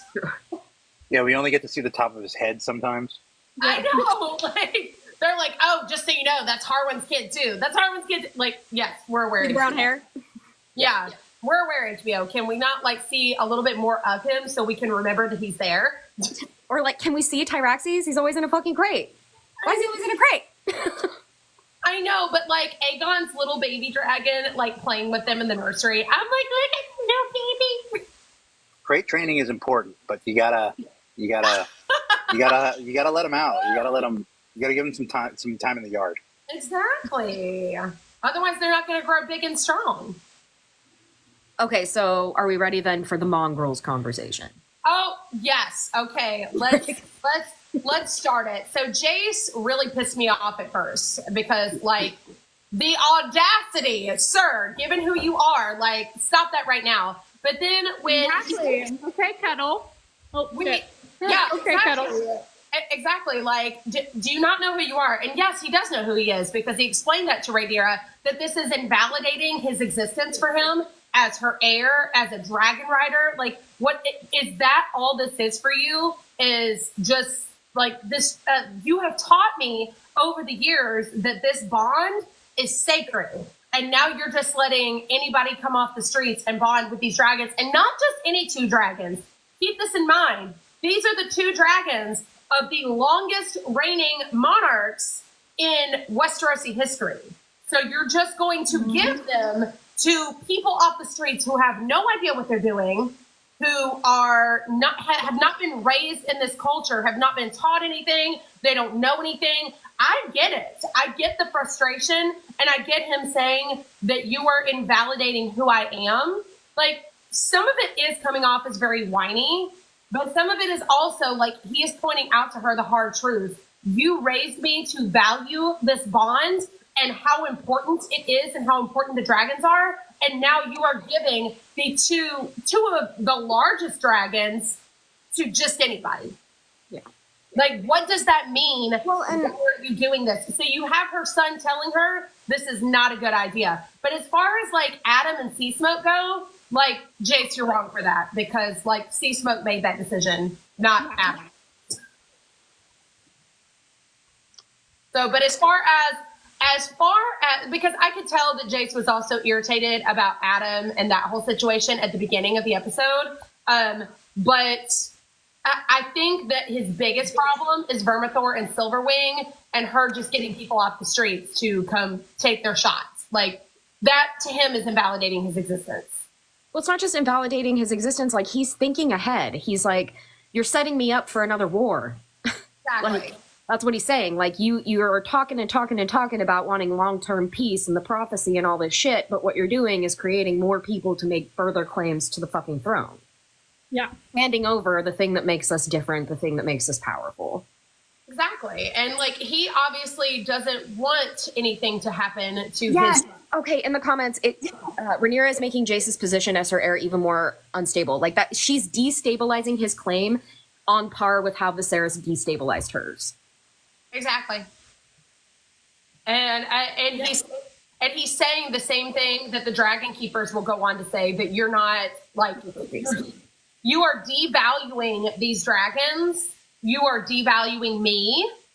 Yeah, see, I think Jace's point was less about the dragons and more about himself. You're not going to be able to sell me that none of the Targaryens what am I trying to say? None of them please me in terms of how they view and treat their dragons. Not a single one. So, like, I don't think that any of them have the reverence that they should have, including Jace, including Baela. Well, also Jace is dealing with some like self-loathing as well, right? Yeah, Because he's got, because he's yeah. Anyway. I'm sorry. Go ahead, Eric. No, I realized we kind of already talked about it. About like the mongrels line is definitely like some kind of self-hatred going on because he's thinking about his own position and how it's different how he now. was like some silver-haired bastard. Like he's so insecure about like people who have the look of Valyria, you know, because he doesn't. I think that He does have a point, but it's it's desperate times. We have to consider the put downs and the things that he's had to go through growing up. I mean, coming from Aemond, coming from Aegon, like the ridicule and stuff that he's had to go through, of listening to it around King's Landing as well. Oh, they're bastards. Oh, they're bastards. Like, I can understand why Jace feels insecure and why he feels so angry now. Like, I understand it. Okay, so I will say this because of a comment saying Helena might be the only one who cares for her dragon, though we haven't seen it. Depending on how she responds to Aemon's request, if she denies him, then I can get on board with Helena being the one Targaryen who wanted to genuinely protect her dragon. Yeah. But in the end, every single person, every single one of those fuckers was willing to take those dragons into war and kill them. And whether it was like honorable because they died with them or whatnot, that's not really, I don't really care. Like A dragon's right, like Baela's whole speech about I want a dragon rider's death, like that's for her. That's not about Moondancer. That's not about what's best for Moondancer. That's about how Baela wants to die. You shouldn't want Moondancer to die at all. And even though someone had said on their video, they were like, oh, well, Adam is so heroic. And I'm like, yeah, but like the better thing to do would have been to take Sea Smoke and leave. Oh, but that's not heroic. Who cares? Sea Smoke lives, and that's really what's important. So I don't you're right. No one really values the dragons the way that they should. And even though I love the bond between Adam and Sea Smoke, and I'm so excited to see it play out, like the better thing to do would have been like, you know what? I see the writing on the wall with this. I'm going to take this dragon who chose me, and we're going to leave. Like we're just okay. So in the comments, someone is like, "It's the same thing as taking a horse to war, Miss. Please don't call me Miss. Don't call me Honey, Miss, Sweetie. We don't know each other. Don't call me that." No, it's not like taking a horse. Dragons are not horses. They're sentient. They're intelligent. Like they are not horses. And like this scene right here shows you how intelligent dragons are. We are going to get to this. But yeah, the Miss thing is very disrespectful, so you can cut that out right now. But like, yeah, I've ridden horses. I don't remember having to mentally link with mine. But Vermithor not attacking Rhaenyra, even though he's not bonded. That logically, Vermithor should have eaten her. But there is a reason. There is a reason why this happens the way that it does, and it's because Vermithor is intelligent and he does not think like a horse. He thinks I'm with R in the comments because I also don't like that men use animals like horses in war. It's your fucking war. Fight your own war. Yeah. Your own war with your own two fucking greedy little human hands. You have 2 feet. You have 2 feet. You have hands. And it's like the whole thing with the Battle of Gods. I can't wait to watch it play out. It's going to be so cool. Oh my God, yes, horses are very smart. It's so cool. It's not going to be so cool to watch these dragons kill each other. That's not going to be so cool. It's going to be absolutely horrifying and sad. Okay, so horses are smart. Nobody is saying horses aren't smart. Dragons are mythical, magical embodiments of the primordial element of fire. Like, they are sacred, magical beings. They're not horses. And the fact that people see them that way, which, I mean, but like we said, like horses shouldn't be drug into it either. Like, fight on your own 2 feet, dude.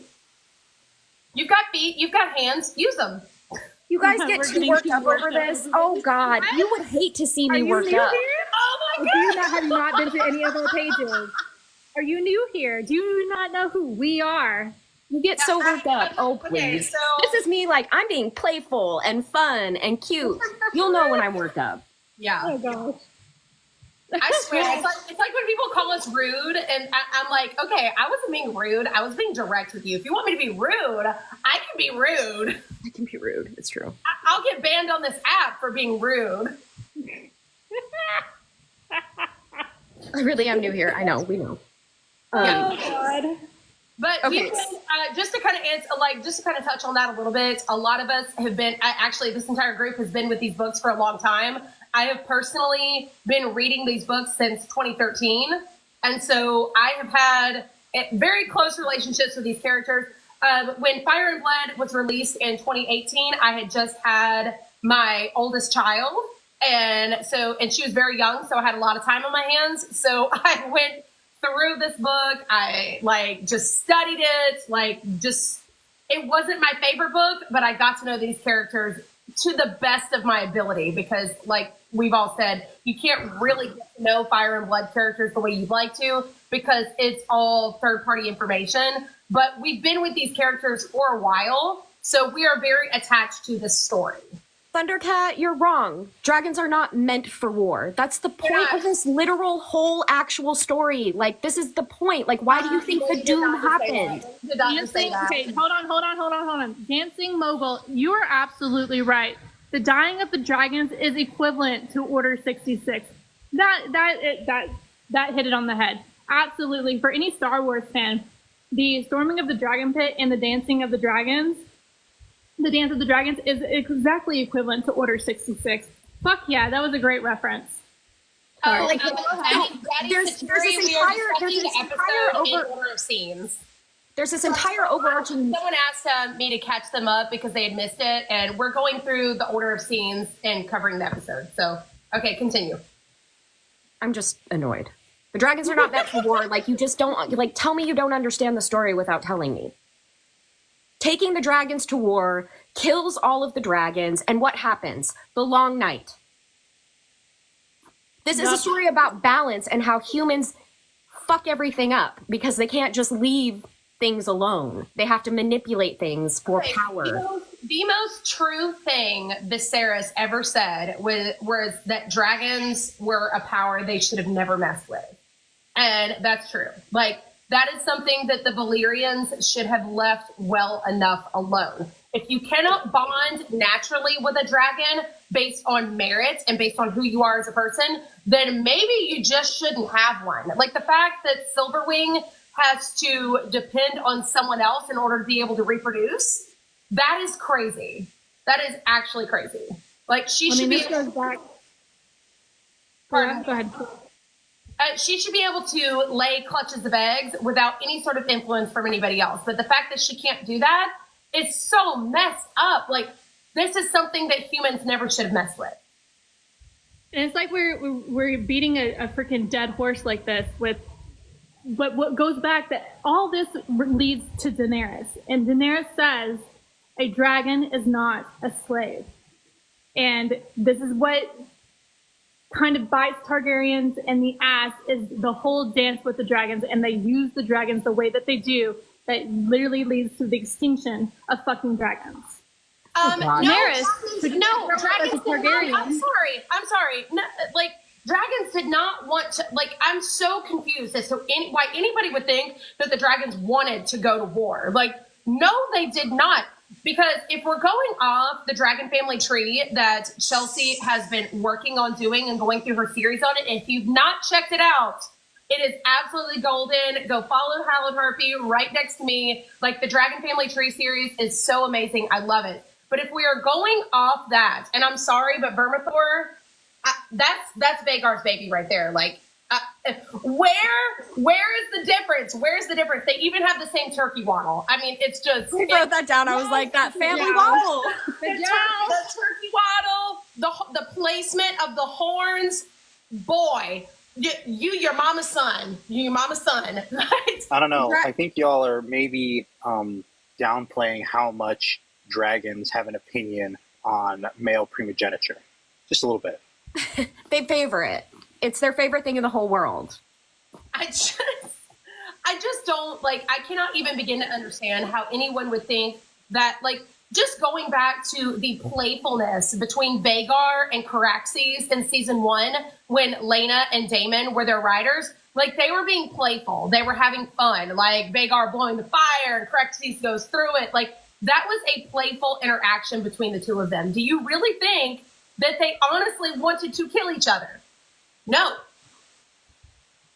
No, Like, I don't see how you could watch that interaction of them being playful and silly and then think, oh yeah, that they definitely want to go to war. They totally want to kill each other. No, absolutely not. Okay, so are we ready to move on to the claiming? Oh, wait. Can we go to the dragon tamers? Yeah, I mean that's the scene. Okay. Yeah, like, this is something that Chelsea and I were super excited about, because, like, them going to Rhaenyra and saying, we're not going to have any part of this. These people do not understand the sacred bonds.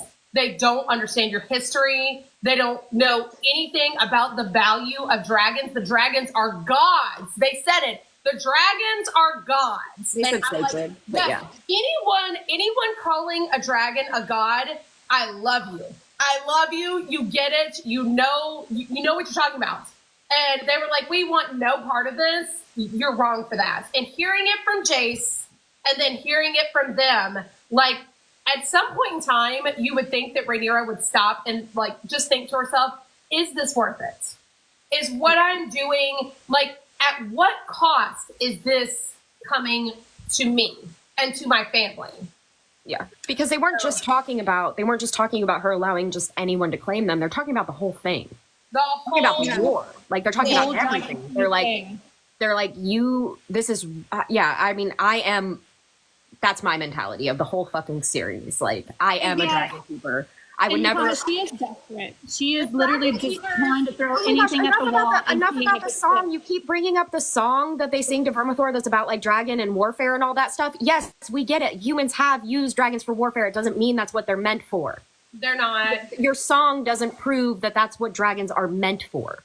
No, the dragons are not meant for that. They do not want to do that. And if you can see the way they interact in season 1, you can understand that that is not at all what they want to do. Like, all of this is coming at a cost to them, but they are forced by the bond that they have with their riders to do as their riders are bidding them to do. Like, this is not something that they have control over. This is to do with the bond, which is why it has to break, which is why it is so important that Daenerys Targaryen exists in the main series, because she is destined to sever that and free Viserion from that bond so that she can move on and be free, and that her offspring can also be free. They're not tied to that anymore because they shouldn't be. I saw there's someone in the comments that, like, oh, we're speaking for the dragons now. Yeah, that's called analyzing. Like, that's what you do.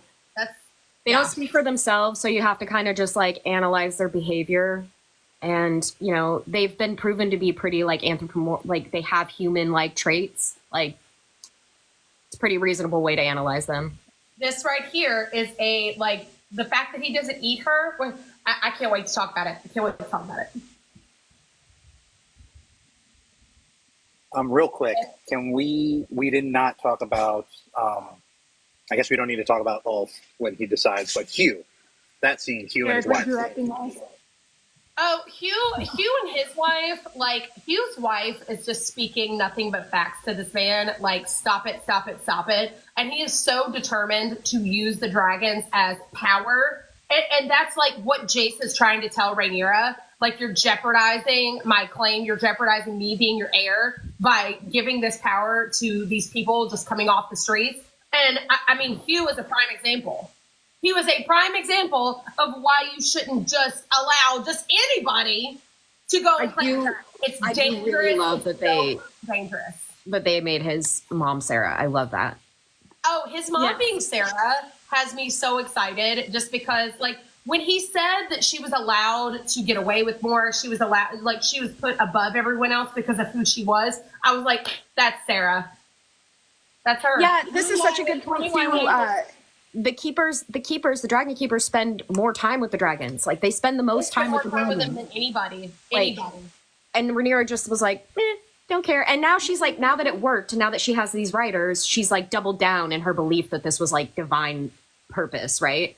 Like I'm actually really thrilled with this framing, which I think we can kind of get into now, of like a cult, that she's going to have this like kind of dragon cult thing going on, and that she's going to believe that she has like divine reverence, divine right. You know, she got the prophecy behind her, and we know what goes south when people got the prophecy behind them, right? Yeah. I do like the idea of an army of bastards. Yes, love it. Yeah. Love that. And we learn time and time again about how, like, that's, I mean, they're going to learn in the future. Targaryens are going to learn again what happens when you mess with stuff like that. And, you know, Blackfire rebellions. Whew. Just a name drop, no biggie. Yeah. I mean, if in every live I'm not dropping the Blackfire name, like, I'm not who I say I am. Y'all should take secret tallies on how often she says it. Oh, she said okay. You can play a drinking game. Take a shot every time Ashley talks about Blackfire. Exactly. You'll be drunk within like the Or first. mine. What would mine be? Take a shot every time Chelsea mentions Danny. Y'all be wasted in like 5 minutes. Every time Chelsea mentions dragons. Yeah, exactly. Oh, the Blackfires, we are going to, Simply Casey, you're going to see the Blackfires come into play in season 3 of A Night of the Seven Kingdoms. So it's not going to be for a while. So like 6 years from now, you're going to see the Blackfires.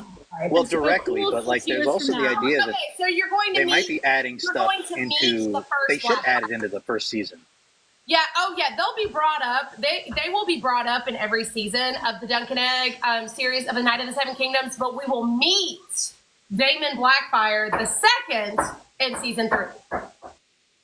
Okay, so something I want to talk about is Vermithor like recognizing and deferring to Rhaenyra despite her not being bonded with him. Oh, Ashley left at the perfect. I know. I'm like, we want Ashley for this conversation. She took the picture. The picture's there. Yeah. This moment. So, I did a video a few weeks ago about, and spoilers, not that I feel like I should have to say that. The whole chat says it. It's right there. But in saying all that, I forgot what the fuck I was going to say. What are we talking about? I'm talking about Rhaenyra and Vermithor recognizing Okay. authority. So I did this video last year. I can't remember when last year. I think it was September or October of last year. Talking about, and this is a book spoiler for anybody who doesn't want it. You literally, okay, I just have to stop you for a second because you are giving the exact disclaimer I just gave, and you are about to say the thing that I forgot what I was going to say and giving the disclaimer. So once again, not beating the accusations that we separated at birth. I need you to talk to your mom and ask some questions. Like, I think your mom's more likely culprit here, not mine. She was like, I gotta save her, I gotta raise her proper. Yeah, like please, let me have a different parent. But okay, so anyway, go on your video about Sunfire. My video about Sunfire and Rhaenyra and why Sunfire was not willing to burn Rhaenyra until they had to cut her. Like they had to to influence him and push him to do it. And we see Sunfire hesitate. He does not want to take Rhaenyra out, but why? He's not bonded to Rhaenyra. He doesn't owe her anything. So why are these dragons revering her? Because we see Vermithor. Vermithor took this very personally. So Sea Smoke was like, I'm just going to burn like 2 people, like 1 person by mistake, 1 person on purpose. He didn't eat them. Sea Smoke didn't eat them. Vermithor was like, chomp, chomp, bitch. Vermithor literally said, you know what? Like, this is just flat out disrespectful that you are even introducing these people to me. It's time. Like, I'm hungry. I need a snack. And this is Vermithor needed a Snickers. Let's just say that. Vermithor was deeply offended, and he was like, "You know what? I'm hungry, so let's go." And I think that it is incredible that he doesn't do that with Rhaenyra, but he's not bonded to her. So why is this happening? The ability for the dragons to reproduce, and Chelsea and I have both talked about this at length, is linked to Targaryen women who are specifically dragon riders. So the dragon riding Targaryen women or dragon riding Valyrian women are like their magic is connected. Vermithor is not a horse. He is a very intelligent, sentient being. He understands the assignment. He knows that this is mother and that he values her existence. He puts her above like other people because he understands that her ability to reproduce is linked to the dragon's ability to reproduce. So he does not want to harm her. And that is why you see her able to approach him, able to touch him. And he's like, oh, cool. Hi, Mom.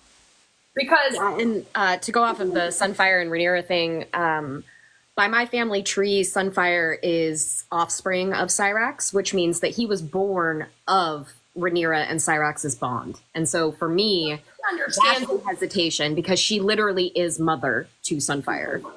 Like that's not what's happening here with It's incredible to see another dragon who's not really linked to Rhaenyra in that way, still understands, like Vermithor knows that her magic is linked to them. And so he wouldn't. And in the comments, this also ties into the Lane of Vagar scene, like her not wanting to initially, which is just like, again, like something and I think that fucked her up. Like, I think that really fucked Vagar up. I honestly, I think that is probably where we see that shift in her, like why she's so willing to accept this like 12-year-old little like shithead. I'm sorry. I have to say to people a lot that the version of Aemon that bonded with Vagar is not who he is now. Like her decision to bond with him wasn't based on the person that he's become. Mm-hmm. Yeah, he's definitely very different now. But I just think that, that was definitely a shift for Vagar. And this is the last bond that she has with a rider that is good and healthy and strong. And yet she had to take her out in that way because Lena was not giving her any other choice. And it's heartbreaking. Well, and you think about it too, Lena was pregnant and there's this connection with fertility and, the whole bit. So like that just psychologically for Vagar had to have been a lot. Horrible. Absolutely horrible. Yeah, he bonded. That's a really good point. The bonding happened before he lost his eye. So all of that hatred and animosity. Yes, there's a little bit of animosity coming from Aemon because of the bullying, but losing the eye was really where the switch flipped for Aemon. So. Oh yeah, I think younger Vagar, it was a spitting image of Vermithor, 100%. I know, like look, and not only that, but Vermithor really does look like Vagar. I mean, I'm sorry, the horns, the turkey waddle. I cannot reiterate that enough. It's the turkey waddle for me. Like mother, like son, like mother, like son. And they're so cute. Like I wish we could see them together, but. In the book, she roared when Aemon lost his eye. Hold on. Will Aemond meet Alice Rivers in the finale? I don't think so. I don't think there's enough time for Aemond and Alice to meet. Maybe they will. Like maybe we'll see Aemond approaching Harrenhal at the end of the episode, but I don't think we're going to see, or at least I hope we don't see the annihilation of House Strong because I'm not ready to lose Simon. I'm going to be honest. I'm going to be devastated. I need to go 2 years, HBO. I need to go 2 years knowing that Simon is safe and well and alive. He's the pappy I always wish I had. That's the kind of grandpa I wanted. I got what I got. Yeah. In the comments, I did not think about this, and this is very good supporting evidence for my theories around dragon fertility and reproduction. Will Zapp said, because there's a conversation happening in between a couple of people, and they're talking about like, do they mate or do they reproduce asexually? And Will says, if they had to mate, right, who did the last dragon and Morning mate with to have eggs? Because you have to assume that the last dragon, the green one that was all withered and sick, that she came from Morning, because she came so much later. Like Morning was the only living dragon. You have to assume that she came from Morning. So there weren't any dragons around to have mated with Morning. It worked because Morning was bonded with Rhaena, and that's why she was able to have like a fruitful clutch. And then the last dragon is able to lay eggs, but they never hatch because the last dragon isn't bonded with a woman. But also remember too, it's interesting because Elena is the one who struggles with her fertility, and in order to like give birth, like she has a lot of trouble with carrying a pregnancy, and that probably explains why Morning only had one living child. Rhaena had fertility problems? Oh, yes, she did. Rhaena, I'm sorry. I don't know why I said because we were just talking about Lena. Rhaena does have fertility problems in Fire and Blood. Yes, Bela is able to have children just fine, but obviously we know at that point that Moondancer is gone. But yes, Rhaena does have trouble carrying a pregnancy. Like she's losing children and having difficulty getting pregnant again. And that's why I think Morning also has similar problems.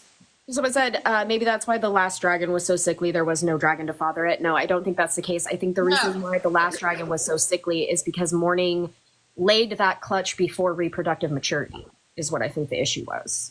She wasn't old enough. So like if you use Dreamfire is like a really good point of reference because we have a lot of information about her. We can figure out how old she was. We can figure out when she first flew. We can figure out when she first laid a clutch because like this is actually information we're provided with. And so she's 11 when she first produces a fruitful clutch. So you can kind of guess that like 11, 12 is when dragons reach reproductive maturity, and Morning was absolutely not anywhere near that. And so I think that the reason why, and exactly, Will, the magic was dying, and the dragons were suffering from that. Rhaenyra died. Yeah, the Amethyst Empress and the Bloodstone Emperor, like what Aegon does to Rhaenyra, because remember, it's not really Sunfire, it's Aegon who's doing this, who's forcing Sunfire to do it. That is the blood betrayal. And so Aegon has literally cursed this world by doing what he does, by unaliving the Amethyst Empress, his sister. He has cursed the world with an Age of Darkness. Yeah.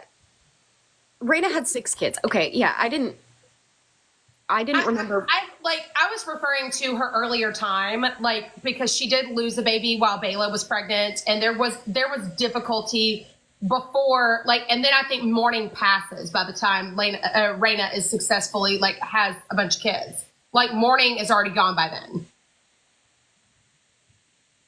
That's interesting. I never heard it. Also, I hate how they want Cyrax's eggs to be Dany's eggs. No, I actually think that it makes a lot more sense that they come from Cyrax because Rhaenyra being the mother of dragons as of right now, and Cyrax kind of being the one who keeps on reproducing because Rhaenyra had so many children. I think it makes a lot of sense that they would come from Cyrax, but it can also make sense that they come from Dreamfire. I think either way you want to look at it, like I love the show's version, and I also like Fire and Blood's version. It's whatever you really want to go with. Yeah, I think you have to remember that Fire and Blood isn't reliable, so they could be wrong. I mean, I just think that it's separate canons. Like, I think we really have to treat them like separate things. That's what I've done with my family tree. Like, I have a version that's based on the show, and I have a version that's based on the books. Like, because I think in the context of the book, Dreamfire makes the most sense. But in the context of the show, where we hardly even know Dreamfire, and Dreamfire would be bonded with Helena, not Rhaena, which is the connection that you ultimately want, is Dreamfire, Rhaena, and Dany and her dragons, right? Because Rhaena's probably a dreamer. There's all these connections between Dany. That's the connection that you want. And if they made Dreamfire the mother of Dany's dragons, we wouldn't be getting that because she's bonded supposedly with Helena, right? Mm-hmm. And so in the context of the show, which revolves around Rhaenyra, and the context of Game of Thrones, which revolves around Daenerys, it makes more sense in that context for Dany's eggs to have come from Cyrax. So so the next scene after that would be Hughes claiming, I don't even like to say that because I feel like Vermithor and Hugh also had one of those situations where they like mutually like came together. Like Vermithor was like this close to taking him out, but there's that cheesy moment where he's like, I'm going to be brave, and throws himself in front of the woman and allows her to escape while he, plays the hero. And Vermithor respects that because Vermithor, I'm sorry, Vermithor, you're a little superficial. First Jaehaerys and now welcome back, Jaehaerys. Yeah. Okay, Close so enough. dragons that's are kinda- amazing creatures. Like they're gods. However, you can still have bad taste. You can still make mistakes, man. And Vermithor is a prime example of that. Like, dude, I don't know. I'm gonna come around on Hugh, and I think it's actually kind of cool that Vermithor went with Sarah's son, and I do. you know, think it makes as sense. much as the product of what made Jaehaerys disown her. Yeah. Yeah. I really do think that it makes a lot of sense that Vermithor went with Hugh. I get it. I just hate Hugh, Yeah. even though he's haughty. Like, he's gorgeous. Like, Hugh, you are a beautiful, beautiful man, but you suck. I hate you. That's me. So you are a very beautiful man, but you are a awful person. Because the just meat, Hugh, you are never going to live that down for me. Me either. No. So because Vermithor, Okay, but something else that I do, I've been thinking a lot about the bonding and like who bonded with what, who and why. And, you know, he's called the Bronze Fury. So to have a guy get up in his face and be like, ah, you know, like, and Hugh has his demons. He's got some fury in him. And so I think there was that sort of recognition too. yeah. I definitely think he could probably pick up on the fact that this is coming from Jaehaerys' line. And then it's also, that anger and frustration. So I think that I like the vibe, but also I hate Hugh. So I could understand the claiming, though. At least this bond between the two of them makes a heck of a lot more sense than Ulf's. So There's a few people in here are asking about, like, you know, does Hugh betray the Blacks? If anybody wants to elaborate on that. if you want to know, Hugh is exactly what Jace feared would happen. Hugh doesn't really he betrays everybody. He decides, I'm gonna be a king, and that's exactly what Jace was afraid of. That him being heir to Rhaenyra would be jeopardized by doing what she's doing, and he wasn't wrong. So Hugh got that taste of power, and he was like, I'm gonna take it all for myself. Like, So, well, that too, because they keep bringing up fucking Tumbleton. Like, his wife is gonna die, and that's gonna be some catalyst for him to, you know, do the bit. Take a tally for every time they say Tumbleton. Yeah, for real. I'm like, okay, we get it. Bitch is gonna be in Tumbleton. Got it. Check. We got it. Okay. So then I guess it's Silverwing, right? That's what's left. yeah, Silverwing, honestly, that is where... Okay. That's where I saw the main funniest problem meme. I had with the episode. That was the main problem I had with the showrunners, how they handled that. It was stupid. Okay, so I saw this meme. I wish I would have sent it to you guys. And it was like, basically, she's senile and thinks that he is what hatched out of her egg. She's like, a baby! That's the only canon I'm gonna go with, because any other canon is just ridiculous. Yeah, so, okay, two things. Silverwing, I think her design, I think she's the most beautiful in my opinion. I love her design, her body, like she's very slender, but like not small. And I like that she's like a dark silver, not like a light silver. Just like, I love her design. And then I think what I settled on, the only acceptable explanation that I have for why she bonded with Ulf is like, she's lonely, which like that precedent has been set with Sea Smoke and Laenor. And Silverwing, I mean, that's times 1,000 for her, because her and Alysanne were bonded from the cradle for like almost 100 fucking years. Like, and I mean, so she's got to feel like a deep, deep, deep loneliness. And it makes sense to me because of the relationship that she had with Alysanne, that she would choose someone unassuming, right? Not someone who's like, I'm so brave and confident, I'm going to get in your face, right? It makes sense that she'd choose someone a little more like... I'm sorry. Somebody said Silverwing has no scars at all. Yeah, she looks perfect and you can tell that Alysanne loved her and cherished her because she has no scars. She looks beautiful and perfect. But I also want to point out that Ulf looks confused, but he also looks like he's kind of having a fun time. But so does Silverwing. She's like, I'm free, and look, She's like a friend. Yeah, that's what I mean. Like, I think she was really lonely. They are having a Toothless and Hiccup moment of just being silly And that is tragic to me because what is he going to do with her? What is he going to do with that bond she just gave him? She just gave him a gift. And he's going to take her ass into war and kill her. Well, no, she lives, but she lives. I'm so glad that she did live and that she went on. And I'm sorry, my headcanon is that she lived a long, long, happy life and just did her own thing and like died a natural death. She was is just the guy to parallel. live out her days. Yeah, she's a parallel to Alisane's kids who fucked off. Yep. Like, they were the only ones to live because they fucked off. They said, this family is crazy. I want nothing to do with you fuckers. I'm going to go be a whore in Lys, and I'm going to go be a fucking maester. Like, yeah. I love that. And I just think that it's really good for Silverwing to just have been like, you know what? And also, I think that there's something to, Alysanne being beloved of the small folk and then Silverwing bonding with someone common born. I think that out of the dragons that can line up, there can be sense made of that.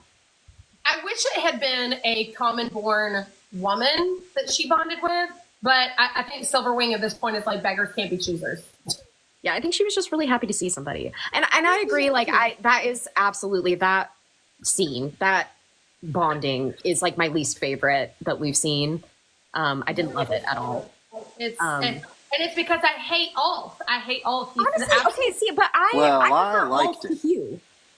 I like Ulf more than Hugh. Like, between the two of them, Hugh is horrible. But Ulf is also like an idiot. I think he's harmless. That's the thing. I guess that's the difference is like, I see Hugh Hammer as someone dangerous. I don't see Ulf as dangerous, I think is what it is. I like Ulf.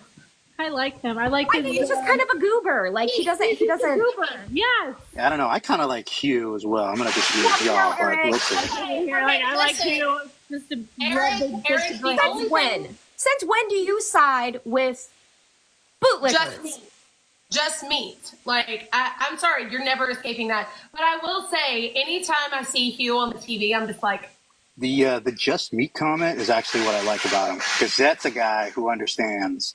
That's a guy who's looking through the illusions. And you know what? It's going to be bad. It's going to not work out. But, Eric, that's the system that they're in. Like, the dragons being sacred is not an illusion. We know that that's true.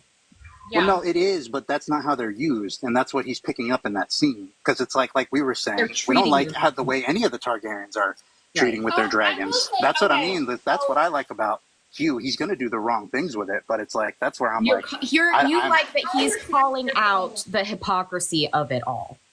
I understand what you're saying now. Yeah, Eric. and he's gonna do his own thing with it. He's gonna do the wrong thing, but so you don't like him. You like the you don't like him. You like the point. You like the point that his character is Eric, making. say you don't like him. Now, this is all based on like speculation. So right now, I do like him because I'm like.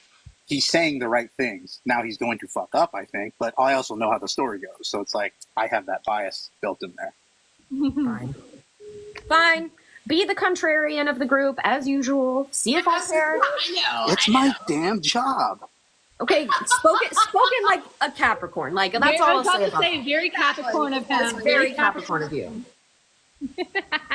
But, okay, so now with that final scene that Tyrion has in the background over here, this was my favorite part about this episode because watching Aemond so confidently being like, okay, I'm gonna go here and like mess shit up. I'm gonna take Vhagar and use her again as a transactional relationship. She is transactional to you.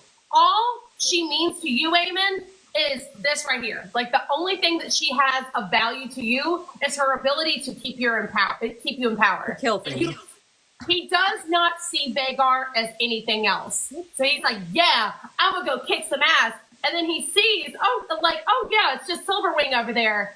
And then he notices all of them dragons over there. You've got Sea Smoke, you've got Cyrax, and you've got freaking Vermithor, who, by the way, I love that Vermithor is like doing the bodybuilder pose. He's like, is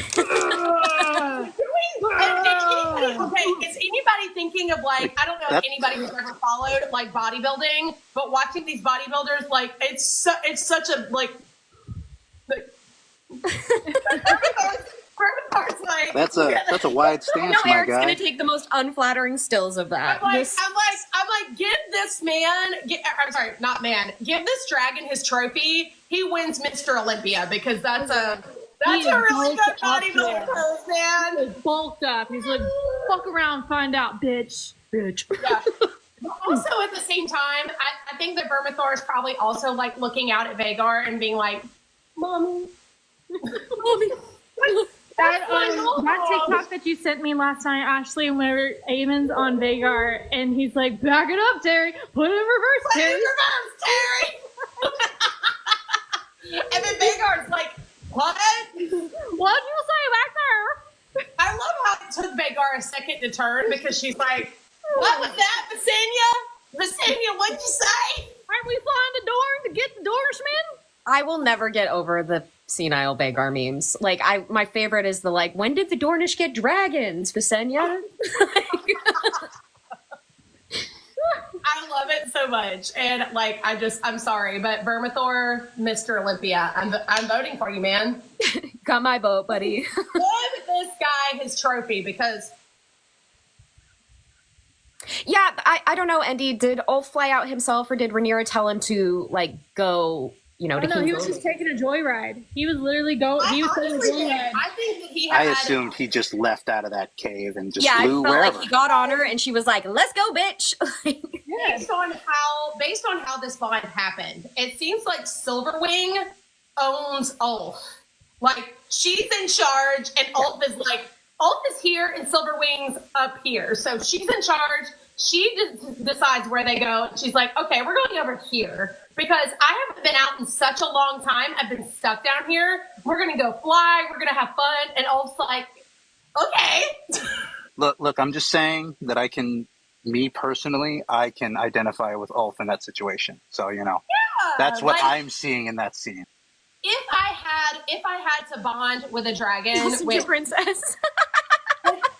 if I had to bond with a dragon, that's the way I would do it. I would be like, "Dragon, you decide where we're going. Like, I'm just here for the ride, man." Ulf is a passenger princess. That's what Stab Sausage is. And then you have Silverwing. Silverwing is even like the way that she's flying is kind of goofy. Just because she's like, "I'm having fun." Yeah. This is Oh great." God, it kills me though because what's coming? She has no idea what's coming, and she's just like, it's very not as bad as Sunfire because Sunfire is like a baby. Aegon and Sunfire. But like that same thinking you excited about bonding finally and like having that connection with a human again, and then they're just gonna exploit it. Like, I think it's going to be very sad because someone had said in the chat that Silverwing's body is pristine and it is without scar or flaw. I think that it is going to be I hope that this is how they do it. When she flies off, when Ulf is gone, that there are scars and visible markings on her body from what she is. I want to see the vast difference in what we see in her being silly in King's Landing to the difference after Ulf. how it changed her. And then how she's got scars on her body from what they have caused to happen. So Alysanne left her pristine and beautiful, and the dance left her with battle scars that will be with her forever. I mean, Alysanne, no one will ever convince me. If it came to war, Alysanne never would have flown Silverwing into war. Never. Now, Jaehaerys and Vermithor all the way. But Alysanne and Silverwing, I honestly think that would have been what separated them. Like, if they went to war, Alysanne They disagreed on a lot of shit. I really truly believe that she would have looked at Jaehaerys and said, "Fuck you. You're on your own. You're on your own." Like, you took my kids. You fucked up so many of my kids. You're not taking my fucking dragon too. Like, no, absolutely not. So, am I remembering this wrong? The passing over Rhaenys was what caused like the final breakdown between them, wasn't it? yes. She didn't like speak to him. She went to Dragonstone for like 2 years. She went to that was the second quarrel, and they never spoke to each other after that. Yep. Well, technically in Fire and Blood, he passes over Laenor, but by extension, Rhaenys. Right. But I really do that's Maester meddling right there. Who the hell is voting on Laenor? That's ridiculous. Because that's ridiculous. Like, how are they going to say that Laena Lena doesn't have a claim, but Laenor does. But Rhaenys also doesn't have a claim, but Laenor does. Doesn't make any sense. I really think that the show did a better job with that, which is one of those rare occurrences where I think their decision to make it between Rhaenys and Viserys was better. Yeah, I think they just cut to the heart of it, honestly. Like, what Eric is saying basically is, like, that's just the Maesters not wanting to call it what it was, which is that they were passing over a woman. So they're like, no, it's that the infant boy was passed over. That's just the Maesters framing it. The show cut to the heart of it, which was that you passed over a woman. Because that's what this is about. This whole story is about women and dragons. And them being treated like shit. Kevin asked what happens with Silverwing. So, spoiler alert, Silverwing does live. So, most of these dragons are going to die. But some of them are going to come out of this. And fortunately, Silverwing is one of them. And Silverwing is one of my favorite dragons.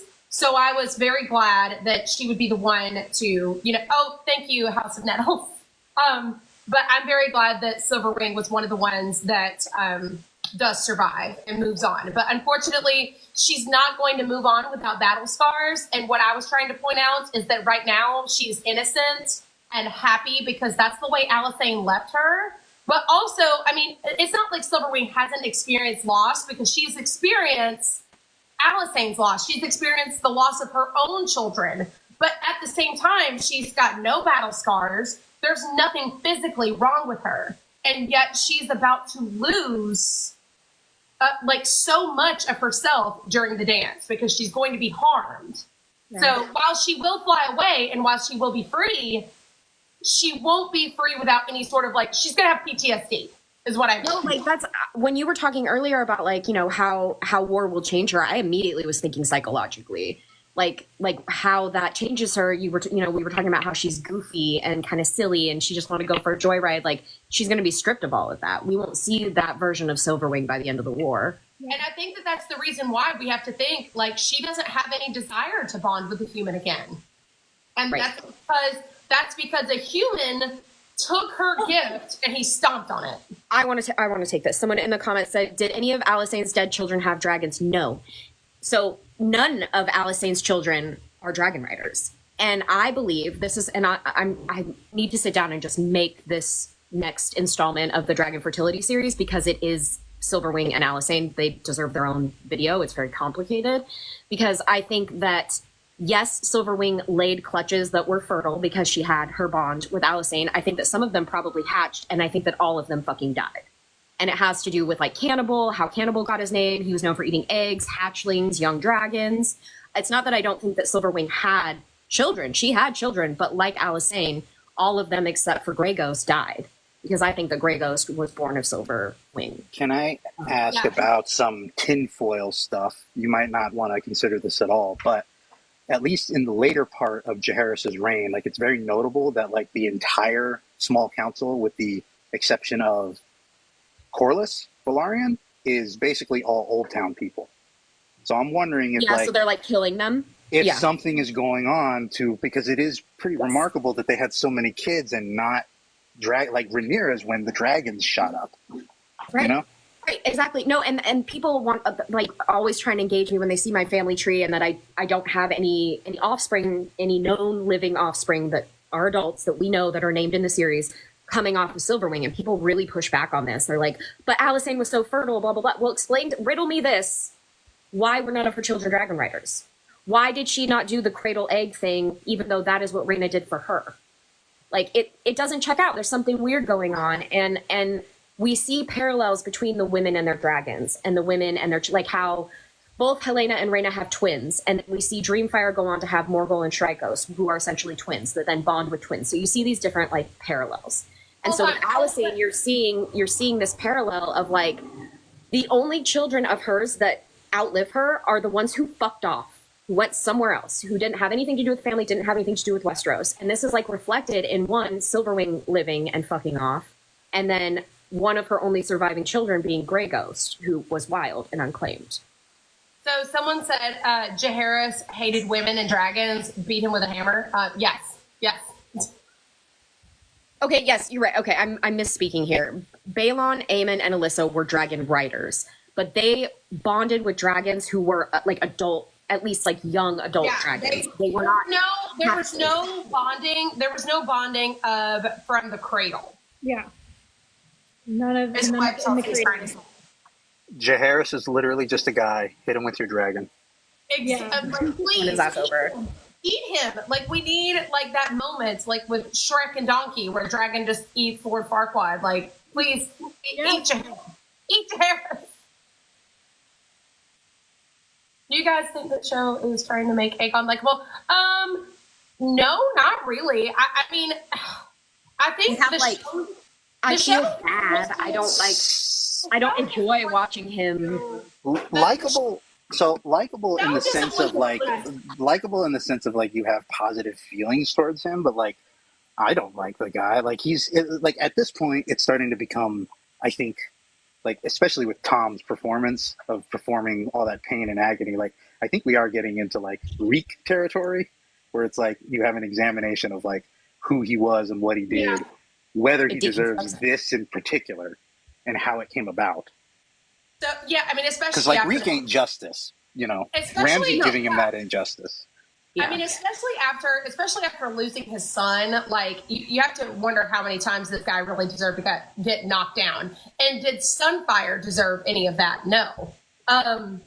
So I don't think the show is trying to make him more likable. I think the showrunners are trying to make you understand that you can't lose sight of what is going on here. There are terrible aspects to Rhaenyra. She's making awful decisions right now. There are horrible aspects to Aegon, but you can also feel a little bit of sympathy for what he is going through because he's been through a lot this season. Like a lot has happened to Aegon that really sucks. So I think they're trying to establish that balance of while I am Team Rhaenyra, this is her rightful throne, she's wrong. And how she's handling these characters human. wrong. They're humanizing them. Yeah, Like- they're like, this is what I love about how George writes, and you are seeing so much more of how George writes and how his characters are so complex in House of the Dragon as opposed to Game of Thrones. Like Game of Thrones, the earlier parts of Game of Thrones, I feel like they had it, and then in later, like Game of Thrones, you're seeing less and less and less George. Like George is being almost completely eliminated from this show. Whereas with House of the Dragon, you are seeing these very complex characters. Like I can feel for Hugh Hammer and what he goes through while still hating him for thinking the way that he does. I can feel for Aegon and feel sympathy for him because I do believe truly that he was sad about the loss of his child. Like, yes, a part of it was superficial, but that part at the end of the episode where he's literally sobbing and Allison decides not to comfort him, like that is him truly grieving the loss of his child. And that is in that moment, you do feel some sympathy for him, but you can also hate Aegon for all of the horrible things that he's done. Not only to the people around him, including Aemon, because he does victimize his brother. And what happens with Vhagar is a consequence of that. But you also have to feel for Sunfire as well, because Sunfire has only ever known joy and happiness with Aegon. And now all of a sudden he's being brought into something that he does not understand. And so there are so many feelings that you can have about all of these characters. And that is the beauty of the way George writes, because you can be angry at Daemon for doing the things that he does and making the decisions that he does, while also seeing that Daemon is doing work against his will to make the changes that are necessary to move forward. So a lot of complicated feelings, and I love that. I love how it's being displayed in the show and how it just speaks back to how George writes. Like we're seeing so much of it. Yeah, no, I love characters who make me feel paradoxical feelings. Like I want to feel conflicted. I want to like you in one chapter and hate you in the next. Like I love characters like that. Makes me fun. It makes I me have fun. characters who I faithfully, like Daenerys. You know, like is she perfect? No. Will I criticize her? Yes, but like I'm never gonna hate her. They can never listen to her. She can make mistakes, but I think that in terms of if you're going to find a hero in A Song of Ice and Fire, Daenerys is your heroine.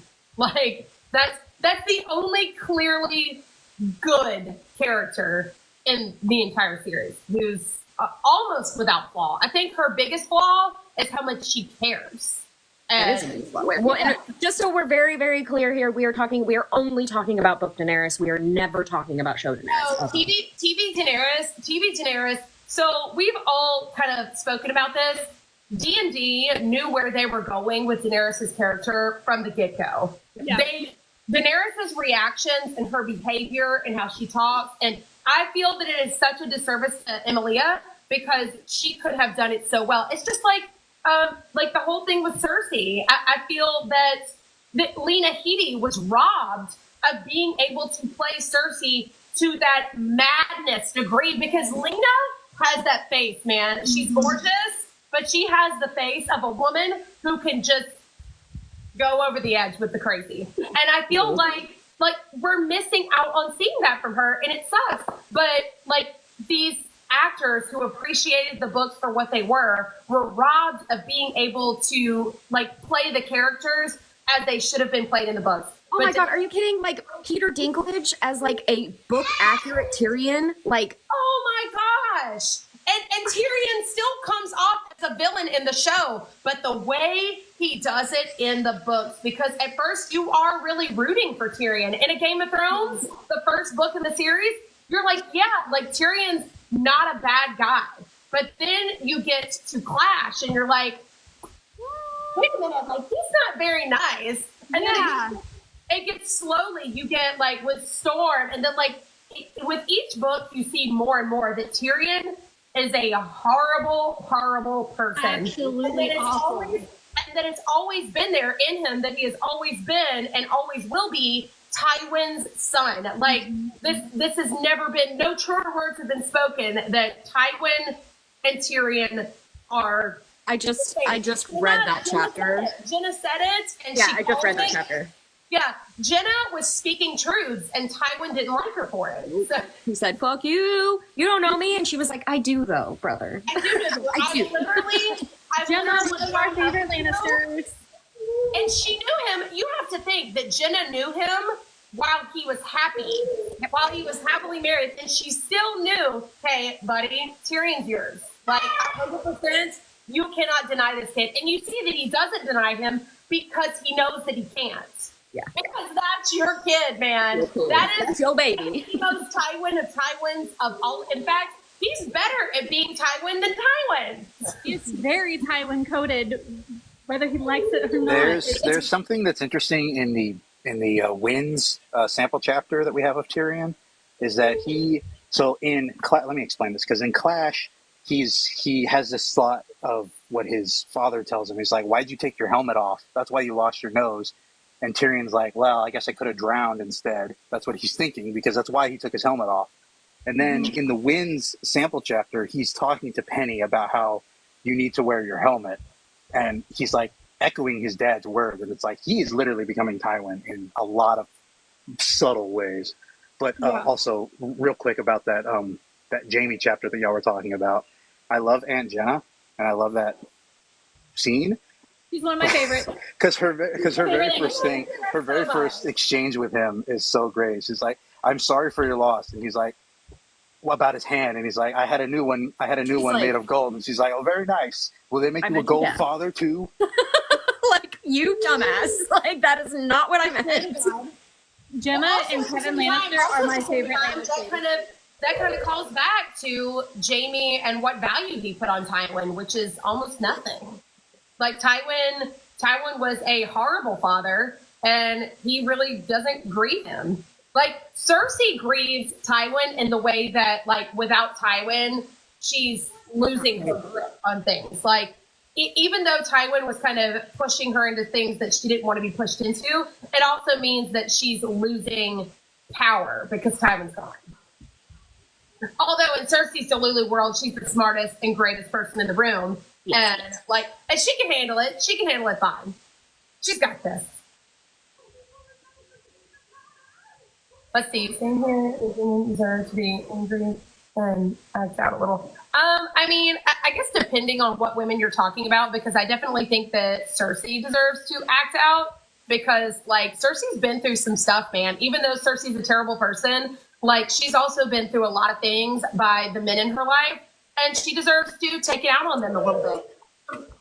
And also at the same time, you've got people like Catelyn who almost did nothing wrong and was like, she made mistakes, but it was always with like the best of intentions. And especially there towards the end, she was like giving out the best possible advice and no one was listening. And that's what ultimately led to the Red Wedding. Like she was feeling all of the bad vibes up until the Red Wedding. And yet they just went on ahead with it. And that's why things happened the way they did. And that's why a lot of things happened to Rob the way they did, because he didn't really listen to her the way he should have. I mean, I stand by this as well. Like if Renly and Stannis had just, Stannis the Trash Canis had just taken like pause and listened to what Catelyn had to say, they'd be fine. They'd be fine. I was about to say, but you said it yourself. I was like, Stannis the Trash Canis. Call him his whole name. Exactly. Call him his birth name, his legal name. Yeah, exactly. I need to trademark that. I just think that, like, it's very sad. Like, Catelyn's entire situation is heartbreaking. And yes, she does deserve to go a little crazy. But also, like, you have to wonder at what cost, because Lady Stoneheart, like, there's nothing of Catelyn left there. And, like, I don't think that Catelyn deserves that. Like, she's had her humanity taken away from her. And that sucks. Like, she wasn't even allowed to rest, even in death. Even in death, she was not given any peace. Yeah. That is just heartbreaking. But he didn't have to heed her advice publicly. Yeah. But he says, in Rob's defense, he couldn't be seen listening to his mother too much after her many mistakes. It's true. Like, in front of his bannermen, that's true. But he could have, heeded her counsel in private. Exactly. And now that we are kind of off, I've noticed we've talked through the whole episode. Do we want to maybe chat about what we think is going to happen next week? Oh, okay. So the preview, and I've talked to you guys about this, like, and I think we've already touched on it a little bit at the beginning of the live.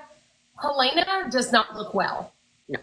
She looks genuinely terrible. I think that what happened with Jaehaerys is really brutally affecting her, and that there for a while we had the disassociation and then the feelings of guilt. Like, she's going through all the stages of grief right now. Like, she's feeling guilt over the fact that she couldn't do anything to stop it, and that she had a dream about it, and yet she could not prevent it from happening because her dreams are just happening out of her control. And she's also feeling guilt in that one episode because she's like, do I have the right to grieve when all of these women lose children every day?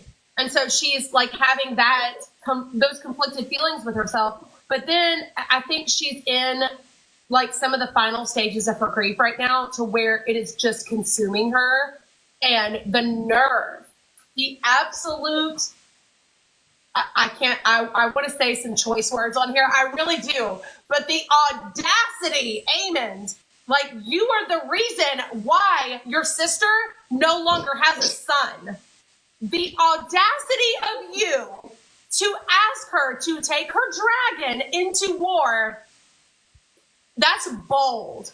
That's the boldest thing that Aemond has ever done to date, because you were looking at this woman after everything that she has been through. That is your sister, and you are the reason why she is in this state of grief. And you are like, that is just, I want to say some things, but like the audacity, like, fuck you. Yeah, no, same. Like, you can please. I'm hopeful that Helena will tell him to fuck off. Yeah, like, she really needs to. She needs to be like, I really want her to look at him and be like, are you serious right now? Like, you've literally cost me so much. Are you serious right now? You're really asking me that. Like, yikes on bikes. Yikes on bikes. I will never be calm. Ever. No. Don't ever tell me to calm down. I'll never be calm in my life. No, not a day. Not a day. I don't think we're going to get the gullet this season. I think it's going to be. I don't want it. I don't want it this season. I do want 2 more years of Jace being just fine. Like, I really do. I know that he's coming off to people as a little bit bratty right now. But again, I still don't think it's bratty. I think he's got a point. And we see that he has a point. And we as book readers know that he's valid in his feelings because of Hugh. So I'm Team Jace right now. Like, I really am. I do think that he's saying some stuff that I disagree with. But other things, I mean, at least as far as him telling Rhaenyra that this is dangerous territory, that much is true. I mean, for me with this, it's like he's right, but for the wrong reasons. Like his reasons are very individually motivated by his own insecurities, which is understandable. He's a fucking teenager. Yeah. So I always try to introduce he's a teenager. It's like Bela's decision to fly Moondancer down and try to, go for it, even though Rhaenyra told her not to. Like, you have to think they're thinking with the minds of teenagers, and there's an emotional thing happening here. So I can understand where she's coming from with that. So, and she also probably feels that that's what Rhaenys would do. So why not? I do think that they're finally going to let Rhaena get Sheep Stealer. I think that is going to happen next episode. They're going to give this girl something, and they're going to give her Sheep Stealer.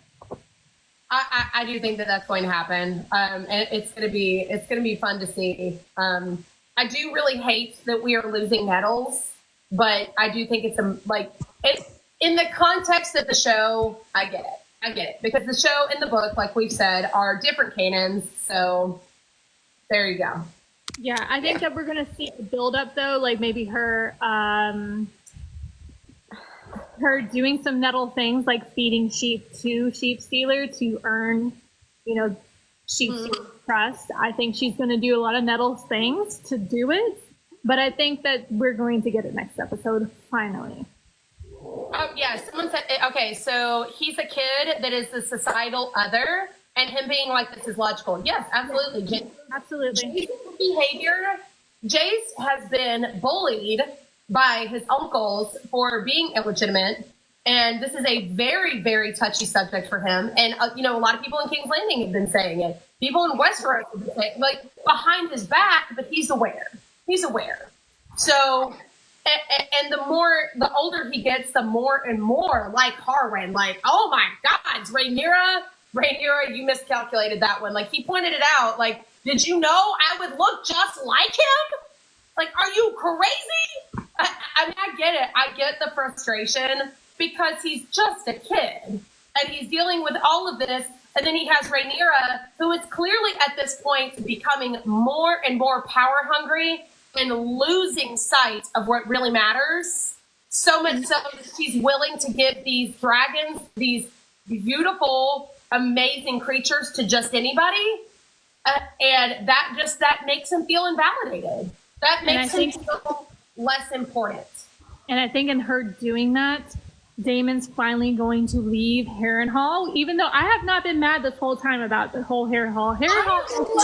I love Harrenhal, and I am so sorry for anybody who is tired of it. I'm like, give me more, give me more. I think Daemon I love it. Especially this episode. This episode was so freaking cool, man. The River Lords, Oscar Tully, putting Daemon in his place, Daemon getting super, super pouty about, I've never seen someone behead a person in a pouty way, but damn it, Matt Smith, you did it. You made it. Yeah. I love how he's I think that because of all that, because of what Rhaenyra's doing, I think Daemon is going to go back to Dragonstone, and we're going to see them unite for the end of the episode. I think he's going to... And while I am excited to see their reunification, I do think that there's going to be, like I said, there's going to be a switch of personalities to where Daemon is like, what are you doing? And Rhaenyra is like, I'm getting my throne.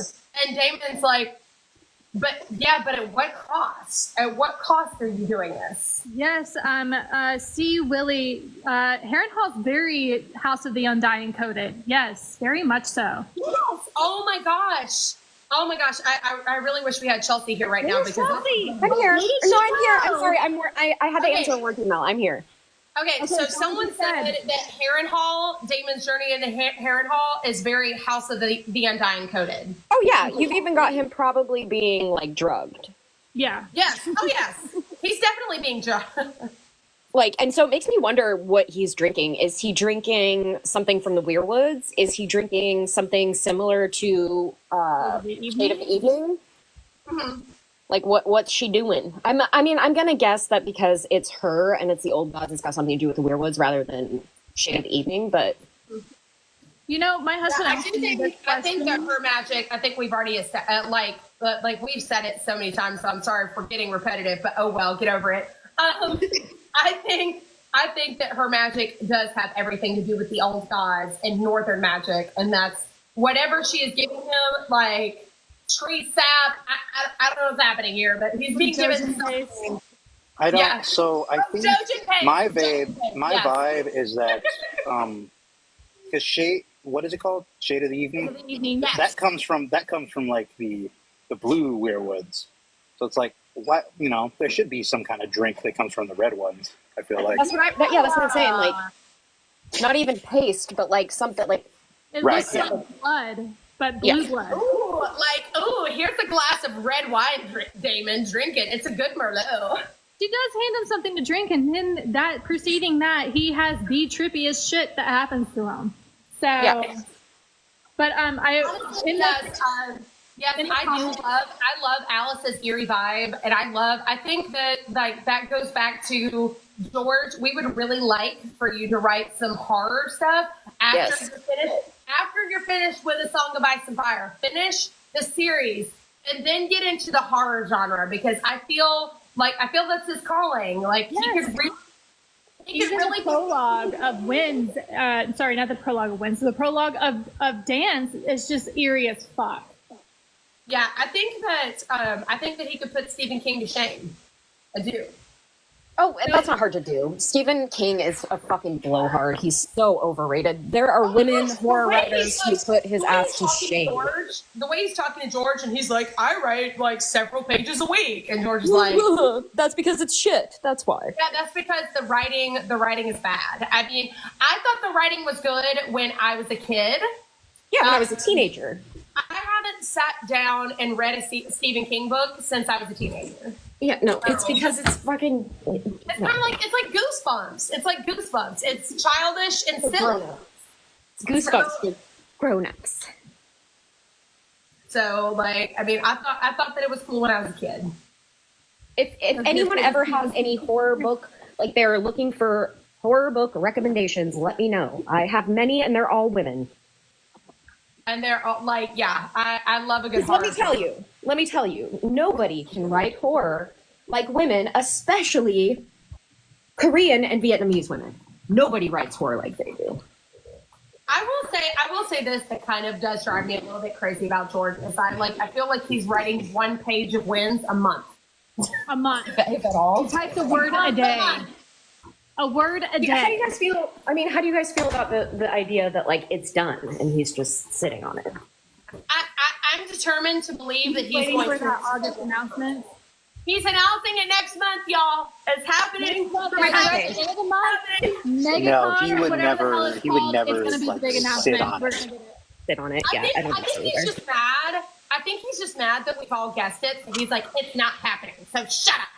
Like, that's why he's saying that, because he's mad. He wanted it to be a surprise, but we're all so obsessed and so triggered that, like, at this point in time, A Song of Ice and Fire fans and Swifties are essentially the same. Like, we think the signs are everywhere. We're like, oh, look, there's the signs. There's the signs. Colbert, That's really funny. even Stephen Colbert, like, said something on his show. He's like, George, we just want the book. We just want the book. Exactly. So I think right now George is just irritated. He's probably finished Winds, and he's like, I wanted it to be a surprise, and you people are shitting on it. Like, stop. But we're like, okay, we've gone beyond surprises, my man. Like, we've gone so far beyond that. Like, at this point in time, you like breathe in our direction, and we think that you're trying to give us a sign that Winds is coming out. Like, He's just upset that we all figured out Quentin's alive. And by we all, he means Eric. Yes, Eric.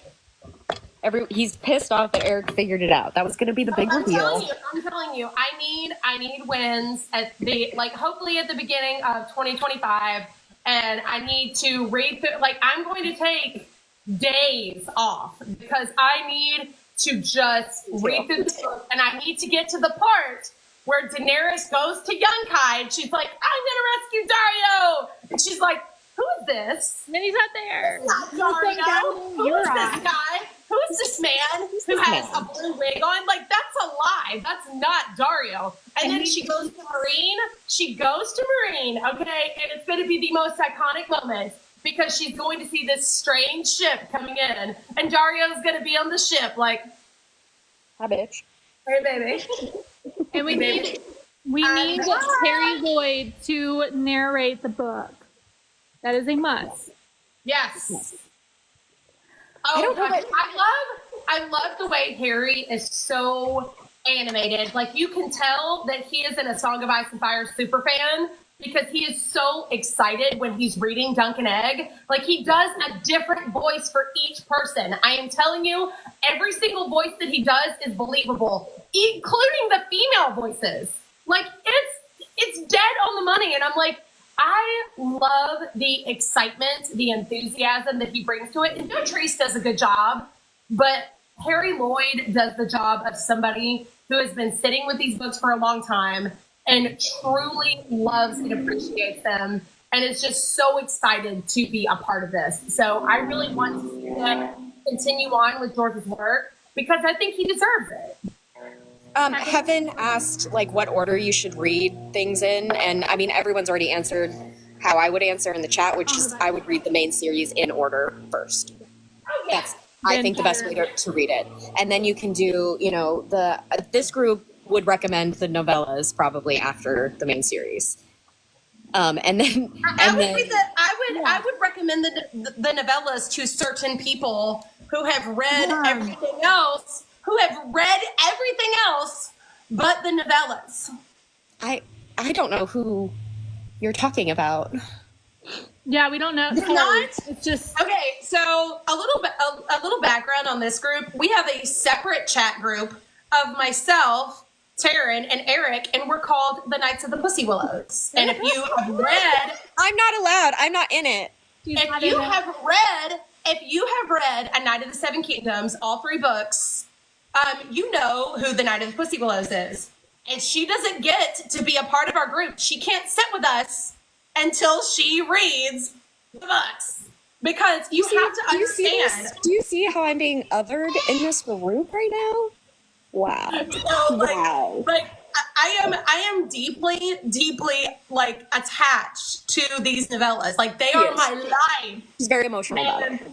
I need you to read it because I can't wait for you to do it because then you're going to be like, I can't believe I waited this long. I'm finding all of these Daenerys Easter eggs in here. And I put it off because there are so many callbacks to Dany. I'm going to do it. It's the best one. The Mystery Night. It's just do it. It's literally an hour of your time. An hour of your time. Max.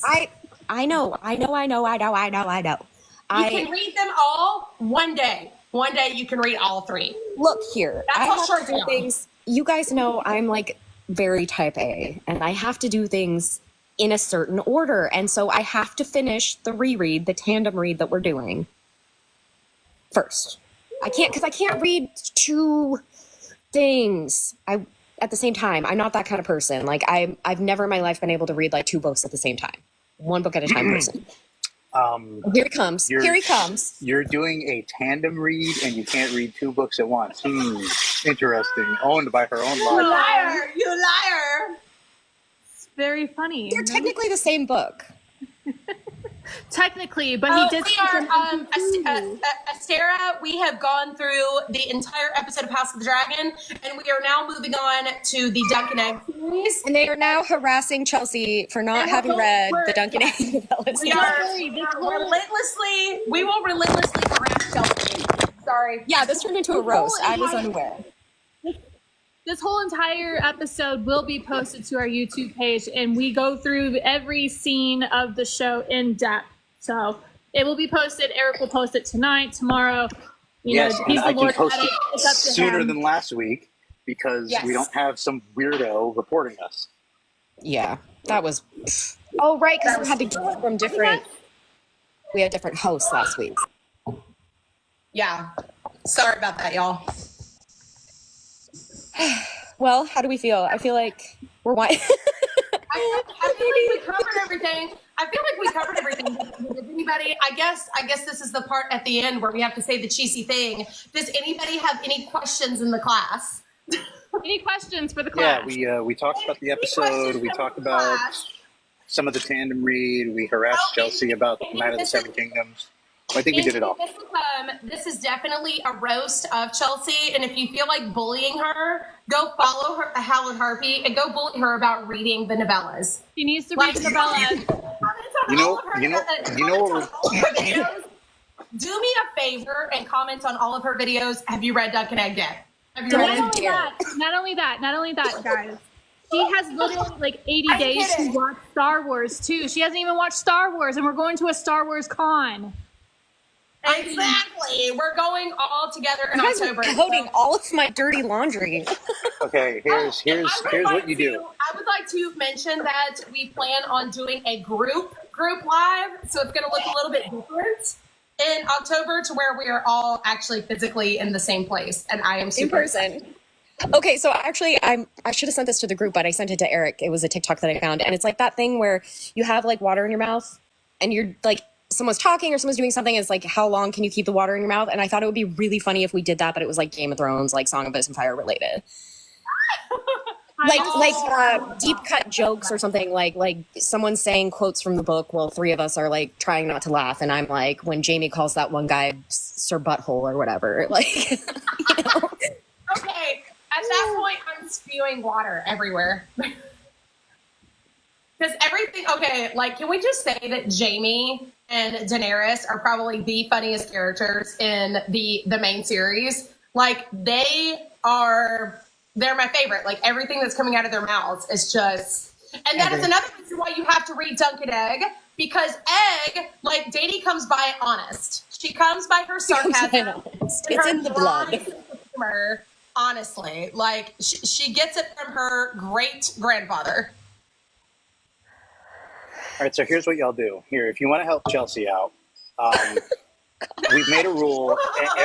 For every locket order she gets to delay reading the series just a little bit. So, get those locket orders up. Start ordering. Not Eric over here with the marketing. Get yourself Drogon. I know. Like I Look do. at him. It's like how last week he pops back up and it's pictures of my lockets in the background. Yeah, exactly, Farrah. Like, Egg and Dany, like, you can definitely see those callbacks to her character where George is like, see, look, she gets it honest. Oh, yay!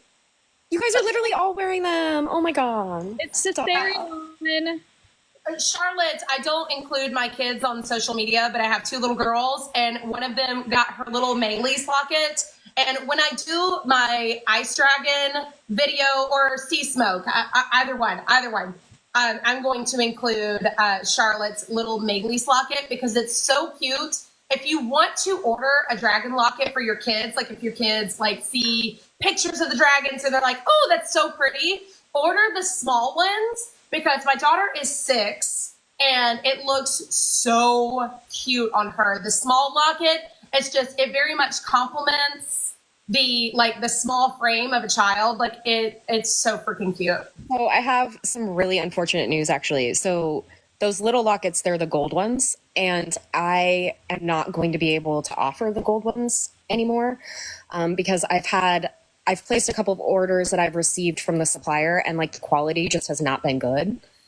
And it's like specific to the gold because it's like a softer material than the silver ones. It's just like not as durable, so it bends and stuff like this. And I just like, as I was working with them, I just don't feel comfortable continuing to like put them out from like a quality perspective. So as of right now, I'm only able to offer, like, I'm going to complete the orders that, have already been placed for the gold ones, but I'm not going to be offering them any further. And I'm using discernment. Like, I'm not going to send out shitty lockets. Like if one of my lockets is bad, like I toss it, like, so yeah.